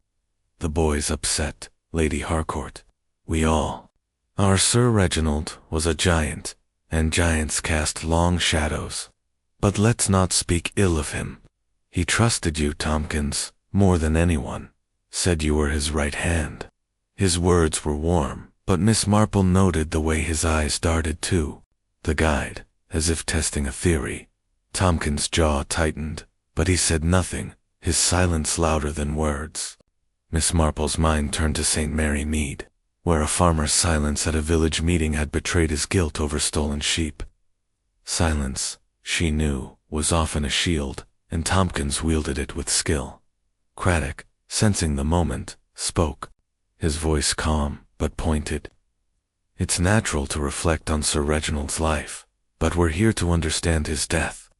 Each of you has a piece of the puzzle where you were, what you saw. If anyone recalls anything new, even a small detail, it could help us." His eyes swept the table, lingering on Lionel, whose fork froze mid-air. "I've told you what I saw," Lionel muttered, his voice sullen. "Mother in the hall, me in the garden. That's all there is." He glanced at Lady Harcourt, and Miss Marple caught a flicker of something protectiveness, perhaps, or fear in his eyes. Lady Harcourt's hands twisted her napkin, her voice barely audible. "I was in my boudoir, as I said. I don't know what Lionel means about the hall. He must be mistaken." Her eyes met her son's, a silent plea, and Miss Marple noted the tension between them, like a thread stretched to breaking. Withers leaned forward, his tone earnest. "We're all shaken, Inspector, but surely you see it's not one of us. Some outsider poacher, a thief must have slipped in. Sir Reginald had enemies, men jealous of his fame. Why, look at us." His voice carried conviction, but Miss Marple saw the way his fingers clutched his wineglass, as if anchoring himself against doubt. Craddock's expression remained neutral. "We're exploring all possibilities, Mr. Withers. But the rifle came from inside the house, and the trophy room was no stranger's target. Someone knew Sir Reginald's habits, his vulnerabilities. His words were measured, but they landed like stones, and the table grew quieter still. Miss Marple spoke, her voice soft but clear, as if sharing a village anecdote. In St. Mary Mead, when a window was broken at the vicarage, everyone pointed to a passing tramp. But it was a neighbor, nursing a grudge, who threw the stone. Motives, you see, are often closer to home pride, fear, even love. Her eyes moved from face to face, catching Lady Harcourt's flinch, Withers' forced smile, Lionel's scowl, and Tompkins' clenched jaw. Each, she thought, was a knot in a web, and the web's center was Sir Reginald's death. The meal ended abruptly when Lady Harcourt rose, her voice trembling. "I'm unwell. Please excuse me." She fled the room, her napkin falling to the floor, and Lionel followed, casting a defiant glance at the others. Withers muttered about needing a cigar and left for the library, while Tompkins stood, his chair scraping, and strode toward the servants' quarters without a word. Craddock turned to Miss Marple as the butler cleared the plates. "That was a minefield," he said quietly. "They're all hiding something: Lady Harcourt's nerves, Lionel's protectiveness, Withers' deflections, Tompkins' silence. But who's at the heart of it?" Miss Marple folded her knitting, her expression thoughtful. "A web, Inspector, has many strands, but only one spider. Each of them has a motive: Lady Harcourt's fear of scandal, Withers' financial ruin, Lionel's resentment, Tompkins' secrets. Yet their silences speak louder than their words." She thought of St. Mary Mead's choir, where a missing hymn book was traced, not by accusations, but by who avoided singing. "We must watch them closely," she added, "especially now, with Dr. Mortimer's visit looming. The truth about those artifacts may shake the web apart." Craddock nodded, his face set. "I'm doubling the guard on the trophy room and checking the staff's movements again, and I've got a man tracing Tompkins' Mombasa payments. If we can tie one of them to the rifle or the artifacts, we'll have our spider." Miss Marple rose, adjusting her shawl. "A wise plan, Inspector. And perhaps we might ask Elsie to note any late-night wanderings. Servants, you know, hear the house's heartbeat." As they left the dining room, her thoughts turned to the suspects, each a thread in a pattern she was beginning to discern. The web, she sensed, was fragile, and one false move would reveal its maker. Chapter 10. The trap is set. The evening hush settled over Harcourt Hall, broken only by the distant tick of a grandfather clock and the soft crackle of the drawing-room fire. Miss Jane Marple sat in a winged armchair, her knitting a delicate web of pale wool in her lap, her eyes bright with the quiet intensity of a strategist plotting her next move. Inspector Craddock stood by the mantel, his hands clasped behind his back, his face a mask of determination tempered by the weight of a case teetering on the edge of revelation. The household, still reeling from the dinner's strained silences, had retired early, but Miss Marple and Craddock lingered, their plan taking shape in the firelight's glow. "We've enough threads now, Miss Marple," Craddock said, his voice low to avoid the ears of any passing servant. Lady Harcourt's scarf, Withers' smudge on the artifact case, Lionel's sketchbook. Tompkins' ledger each points to a motive, but none to a killer. "We need to shake the tree and see what falls." Miss Marple's needles clicked softly, her expression serene, but her mind racing. "A tree, Inspector, yields fruit only when the moment is ripe. In St. Mary Mead, we once flushed out a thief by announcing a false audit of the church funds. Fear, you see, loosens tongues and hastens steps." She paused, her gaze drifting to the fire. "The artifacts are the key, I think. Their authenticity, or lack of it, threatens someone deeply. We must use that fear." Craddock nodded, producing a telegram from his pocket. "Dr. Mortimer's due tomorrow to examine the idols. I've an idea to push things along." What if we announce his visit tonight, but say he's bringing a Scotland Yard expert to test the artifacts for fraud? It's a bluff, no experts coming, but it might rattle someone into action. Miss Marple's lips curved in a faint smile, her eyes twinkling. A splendid notion, Inspector. In St. Mary Mead, a rumor of a tax inspector sent our grocer, scrambling to hide his doctored books. Let us make this announcement discreetly, through Elsie perhaps, and watch where the ripples spread. She thought of the village gossip, Mrs. Price, whose careless word had unmasked a poacher by stirring his panic. A calculated rumor, she knew, could be as sharp as a blade. Craddock summoned Elsie, who appeared with her usual nervous bob, her apron twisted in her hands. "Elsie," he said, his tone conspiratorial, "we need your help. Dr. Mortimer's coming tomorrow to check the trophy room artifacts, and he's bringing a Scotland Yard man who can spot a fake at 20 paces. Don't tell the family directly, but if you happen to mention it to the other servants, say, 'In the kitchen, let it slip naturally.' Can you do that?" Elsie's eyes widened, but she nodded eagerly. "Yes, sir. I'll say I overheard it while fetching your tea. The maids'll spread it faster than wildfire." She hesitated, then added, "Beg pardon, but Mr. Tompkins was in the gunroom again today, oiling rifles. Looked proper tense, he did." Miss Marple's needles paused, her gaze sharpening. "Thank you, Elsie. You're a treasure.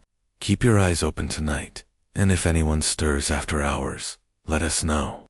She smiled, but her mind noted the detail. Tompkins, back in the gunroom, where the murder weapon had been taken. A coincidence, perhaps, or a sign of nerves fraying under pressure. Elsie bobbed a curtsy and left her footsteps fading down the hall. Craddock turned to Miss Marple, his voice low. "If this works, someone might try to tamper with the artifacts or worse, destroy them. I've doubled the guard on the trophy room, and I'll be watching the corridors myself tonight." Miss Marple set her knitting aside, her hands folding neatly. "A wise precaution, Inspector. But we must also watch the household's reactions. Fear betrays itself in small ways: a glance, a dropped word, a restless hand. In St. Mary Mead, a thief betrayed himself by polishing a stolen spoon too brightly. Whoever moves tonight will leave a trace." Her thoughts turned to the suspects. Lady Harcourt's trembling hands, Withers' furtive glances, Lionel's protective scowl, Tompkins' stoic silence. Each, she sensed, was poised to act, and the bluff would tip the balance. The announcement, seeded through Elsie's careless chatter, spread swiftly. By supper, the servants' whispers had reached the family, and the drawing room, where the household gathered for coffee, buzzed with unease. Lady Harcourt sat by the window, her face pale as she clutched a shawl, her eyes darting to the door. Withers paced, his watch chain jangling, muttering about damned academics meddling in business. Lionel slouched in a corner, his sketchbook closed, his fingers tapping a restless rhythm. Tompkins stood by the fire, his broad frame still, but his eyes flicked to the trophy room's direction with a hunter's alertness. Craddock, feigning casualness, mentioned the Scotland Yard expert to Withers, ensuring the rumor took root. "Mortimer's thorough," he said, "and this expert's got a nose for fraud. They'll have those artifacts sorted by noon." Withers' face reddened, and he downed his coffee in a gulp, excusing himself to the library. Lady Harcourt's shawl slipped, and she retrieved it with a trembling hand, murmuring about a headache. Lionel's tapping stopped, his eyes narrowing at his mother. Tompkins said nothing, but his jaw clenched, and he left for the servants' quarters without a word. Miss Marple, sipping her tea, watched it all, her mind a quiet whirl of connections. "The seed is sown," she murmured to Craddock as the room emptied. "Now we wait for the harvest." She thought of St. Mary Mead's flower show, where a whispered hint of a judge's bias had sent a competitor scrambling to hide a dyed rose. Panic, she knew, was a great revealer. Midnight brought the first ripple. Miss Marple, seated in a shadowed alcove, near the trophy room with her knitting as a pretext, heard a creak on the back stairs. She signaled Craddock, hidden in a nearby doorway, and they waited, silent as the house itself. A figure emerged from the darkness. Tompkins, his tweed jacket unmistakable, a cloth in his hand. He moved to the artifact case, his movements swift but cautious, and began wiping the glass, his cloth lingering over the jeweled dagger's display. Miss Marple's heart quickened, but her face remained serene. A cloth, she thought, could hide fingerprints or guilt. She recalled St. Mary Mead's sexton, who'd polished a stolen chalice to erase his touch, only to be caught by a stray thread. Tompkins' actions spoke of fear, but of what? Craddock stepped from the shadows, his voice sharp. Tompkins, step away from the case. What are you doing here? Tompkins froze, the cloth dropping to his side. His face, caught in the moonlight, was a mask of defiance and despair. Just checking the case, sir, he said, his voice low. Thought I saw a smudge, didn't mean no harm. His eyes darted to the dagger, and Miss Marple noted the sweat beading on his brow, despite the chill. Craddock's hand rested on his notebook, his tone unyielding. At midnight, with a cloth. You're tampering with evidence, Tompkins, or covering something up. Step back now, he signaled the constable, who emerged from the trophy room's far end, blocking Tompkins' retreat. Tompkins raised his hands, his voice steady but strained. I'm no killer, Inspector. I was making sure the case was clean, that's all. Sir Reginald would have wanted it spotless. His words rang hollow, and Miss Marple's keen gaze caught the tremor in his fingers, a sign of a man cornered. She spoke, her voice gentle but piercing.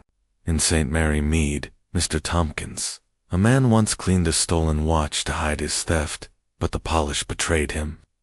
You're afraid of what Dr. Mortimer will find, aren't you? Not just for Sir Reginald, but for yourself. Her eyes held his, and for a moment, she saw a flicker of something, guilt, perhaps, or grief. Tompkins' shoulders sagged, but he said nothing, his silence a wall. Craddock seized the cloth, bagging it for examination, and ordered Tompkins to his quarters under guard. As the guide was led away, Miss Marple turned to Craddock, her expression thoughtful. The trap worked, Inspector, she said, but we've caught a fox, not a wolf. Tompkins is hiding something, but I'm not certain it's murder. His fear is tied to those artifacts, and we must learn why. Her mind turned to the household, each member a shadow in the web. The trap, she sensed, had only begun to reveal its prey. Chapter 11. The Guide's Confession. The dawn light crept through the heavy curtains of Harcourt Hall's morning room, casting a pale glow over the chintz armchairs and the small table where Miss Jane Marple sat, her knitting untouched in her lap, her eyes, bright and unyielding, despite the early hour, fixed on James Tompkins, who stood before her, and Inspector Craddock, his broad frame diminished by the weight of a sleepless night. The guide's tweed jacket hung loosely, his weathered face etched with lines of defiance and despair, and his hands, once steady in the jungles of the Congo, trembled slightly as they clasped behind his back. The air was thick with the aftermath of last night's trap, and Miss Marple sensed the web of motives tightening to its breaking point. Craddock, standing by the fireplace, held the cloth Tompkins had used in the trophy room, now sealed in an evidence bag. His voice was sharp, cutting through the room's stillness. You were caught red-handed, Tompkins, wiping the artifact case at midnight. You claimed it was to clean a smudge, but we both know that's nonsense. The labs? Testing this cloth for gunpowder or oil, and if it matches the rifle, you're in deeper than you can climb out. Tell us the truth now. Tompkins' jaw clenched, his eyes flicking to the cloth, then to the floor. I told you, sir, I was just keeping things tidy. Sir Reginald liked his trophy spotless. I didn't kill him. His voice was low, stubborn, but Miss Marple caught a crack in his resolve, like a stone beginning to split under pressure. She leaned forward, her voice gentle but piercing, as if coaxing a reluctant parishioner in St. Mary Mead. Mr. Tompkins, you're a loyal man, and loyalty is a heavy burden. In my village, a farmer once hid his brother's poaching to protect him, but the truth came out when his silence harmed another. You were wiping that case to hide something, fingerprints, perhaps, or proof of fraud. Sir Reginald suspected the artifacts were fakes, didn't he? And he suspected you. Her words were soft, but they struck home, and Tompkins' shoulders sagged, his defiance crumbling. Craddock pressed the advantage, his notebook open. We know about the ledger, Tompkins' payments for supplies that never reached the Congo. Over £1,000, funneled through Mombasa, and Elsie overheard you arguing with Sir Reginald about lies and ruin. He was onto you, wasn't he? Threatening to expose your fraud? Tompkins' hands unclenched, falling to his sides, and for a moment, he seemed to shrink, a man stripped of his armor. It wasn't meant to go this far, he said, his voice barely audible, raw with a grief Miss Marple recognized as genuine. I didn't kill him, I swear it, but I did wrong, and he knew it. He sank into a chair, his head bowing, and the confession spilled out like water from a broken dam. The Congo expedition, he began, was a hard one. Supplies ran low, porters deserted, and the villages weren't what Sir Reginald hoped. He wanted treasures, idols, beads, things to dazzle London. The chief we met had little to offer, just trinkets. Sir Reginald was desperate, talking of ruin. If he came back empty-handed, so I made a deal with a trader in Mombasa. He supplied carvings, necklaces, a dagger made to look old, authentic. I told Sir Reginald they came from the chief, and he believed me. He was so eager, he didn't question it. Tompkins' voice broke, and he rubbed his eyes, as if to erase the memory. Miss Marple's expression softened, but her mind was alert, piecing together the threads. And the payments in your ledger, she said, were for these forgeries, weren't they? You profited, Mr. Tompkins, while Sir Reginald built his fame on lies. She thought of St. Mary Mead's grocer, Mr. Phipps, who'd sold dyed sugar as rare spice, pocketing the difference until a rival exposed him. Greed, she knew, was a subtle poison. Tompkins nodded, his face ashen. I took a cut, yes, not much, but enough to keep me going. Sir Reginald paid well, but guiding's no life for savings. I thought no one would know. The artifacts looked real enough. But last month, he got that letter from Dr. Mortimer, saying the idols were fakes. He started asking questions, checking my logs. 2 days ago, he cornered me in the study, called me a liar, said he'd expose me, ruin me. I begged him to keep it quiet, said I'd make it right, but he was furious. I'd never seen him like that. His voice trembled, and he looked at Miss Marple, his eyes pleading for understanding. Craddock's pen scratched across his notebook, his tone unrelenting. So you shot him to silence him. You were in the gun room, had access to the rifle, knew his habits in the trophy room. You wiped the case to cover your prints, didn't you? Tompkins sprang to his feet, his voice a hoarse shout. No, I didn't shoot him. I was in the gun room, cleaning, like I said. When I heard the shot, I ran to the trophy room and found him dead. I panicked. I wiped the case last night because I'd touched it earlier, showing him the dagger, and I was afraid you'd think I'd done it, but I didn't kill him. He was my friend, my captain. His chest heaved, and he sank back into the chair, his hands covering his face. Miss Marple's gaze was steady, her voice calm but probing. In St. Mary Mead, a man once hid a stolen brooch to protect his name, but his fear betrayed him. You wiped that case, Mr. Tompkins, because you feared discovery, not just of your fraud, but of something else. Did you see anyone near the trophy room that evening? Someone who might have taken the rifle? Her question was a lifeline, and Tompkins seized it, his eyes meeting hers. I saw Lady Harcourt, he said, his voice low, around 6:30, near the back stairs, holding that scarf.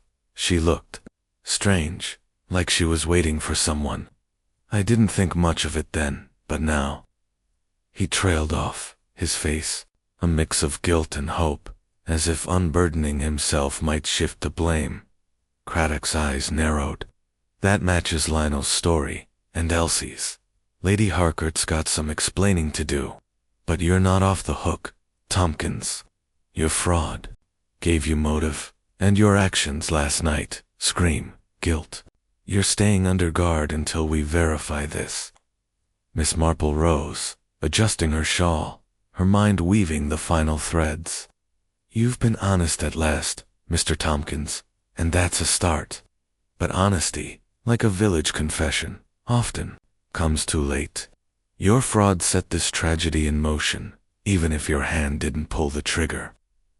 She thought of St. Mary Mead's blacksmith, whose hidden theft had led to a brawl, though he hadn't thrown the punch. "We must speak to Lady Harcourt," she added, and quickly. "The web is unraveling, Inspector, and the truth is close." Craddock signaled the constable to escort Tompkins to his quarters, then turned to Miss Marple, his face grim. "He's our strongest suspect yet, but his story holds water barely. If Lady Harcourt was near the trophy room, she might have seen something, or done something. And Withers and Lionel, they're still in the frame." Miss Marple nodded, her expression thoughtful. "A web, Inspector, has many strands, but only one center.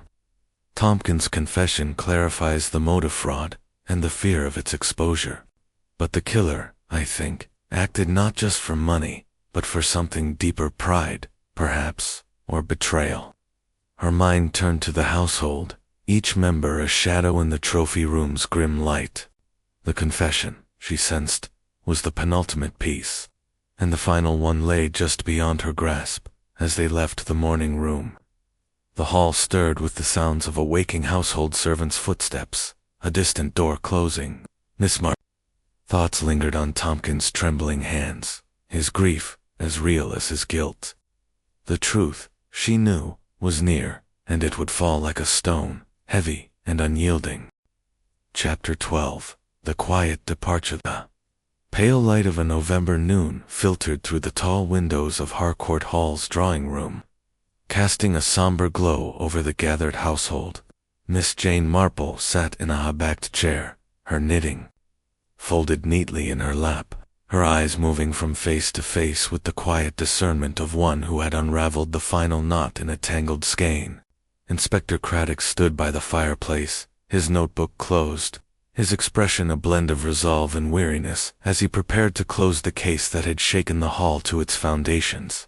The suspects, Lady Evelyn Harcourt, Clarence Withers, and Lionel Harcourt, sat in a strained semicircle, their faces reflecting the weight of the truth now laid bare.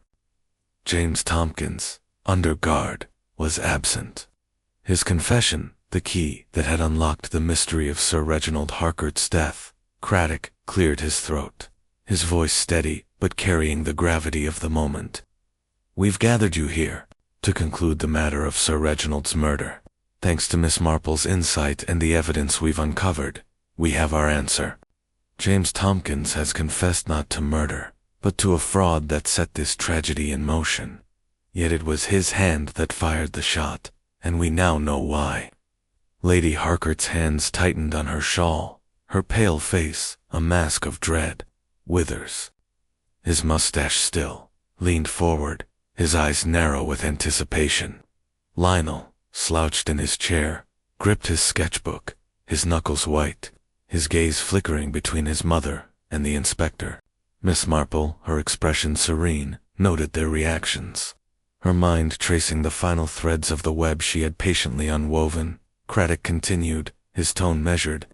"Tompkins admitted to forging the Congo artifacts, passing off modern trinkets as ancient relics to bolster Sir Reginald's fame and his own pocket. Sir Reginald began to suspect the fraud, especially after Dr. Mortimer's letter. 2 days before his death, he confronted Tompkins, threatening to expose him. That threat, we believe, drove Tompkins to desperation." Miss Marple spoke, her voice soft but clear, cutting through the room's tension like a gentle breeze. "Desperation, Inspector, is a powerful force. In St. Mary Mead, a shopkeeper once hid a theft to save his name, but when discovery loomed, he acted rashly. Mr. Tompkins, I think, faced a similar choice. Her eyes rested on Lady Harcourt, whose trembling hands betrayed a deeper fear. And she recalled a village wife who had shielded her husband's shame until it broke her.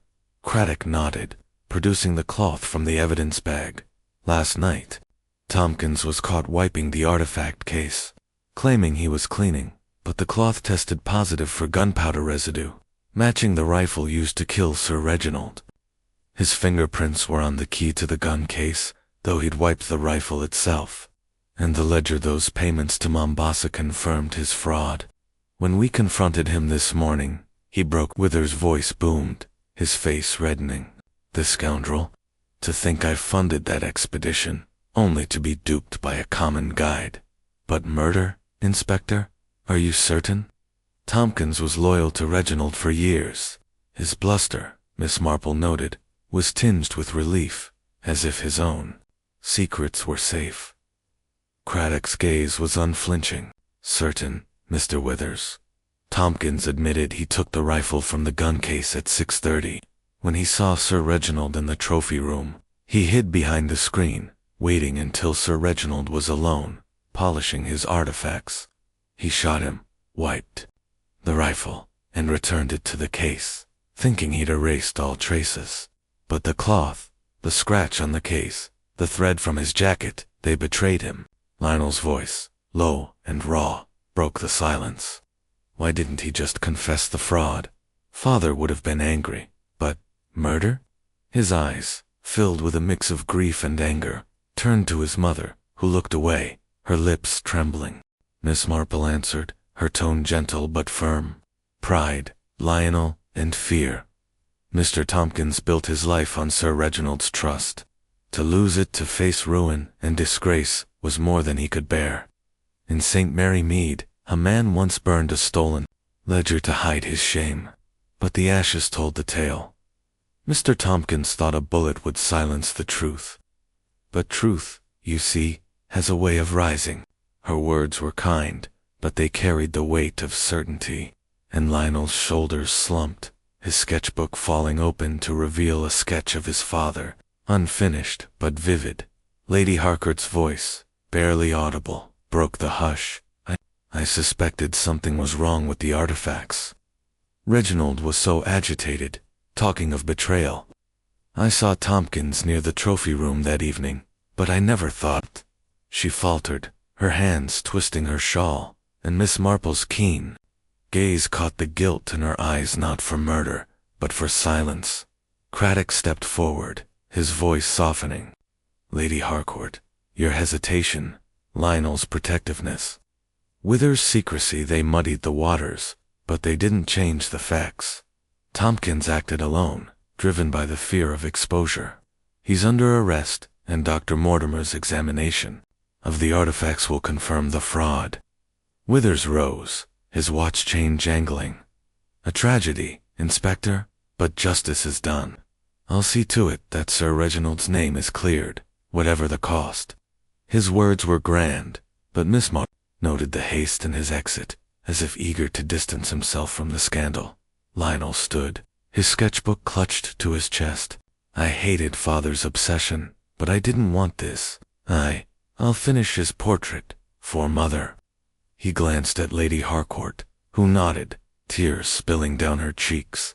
Miss Marple rose, adjusting her shawl, her expression one of quiet compassion.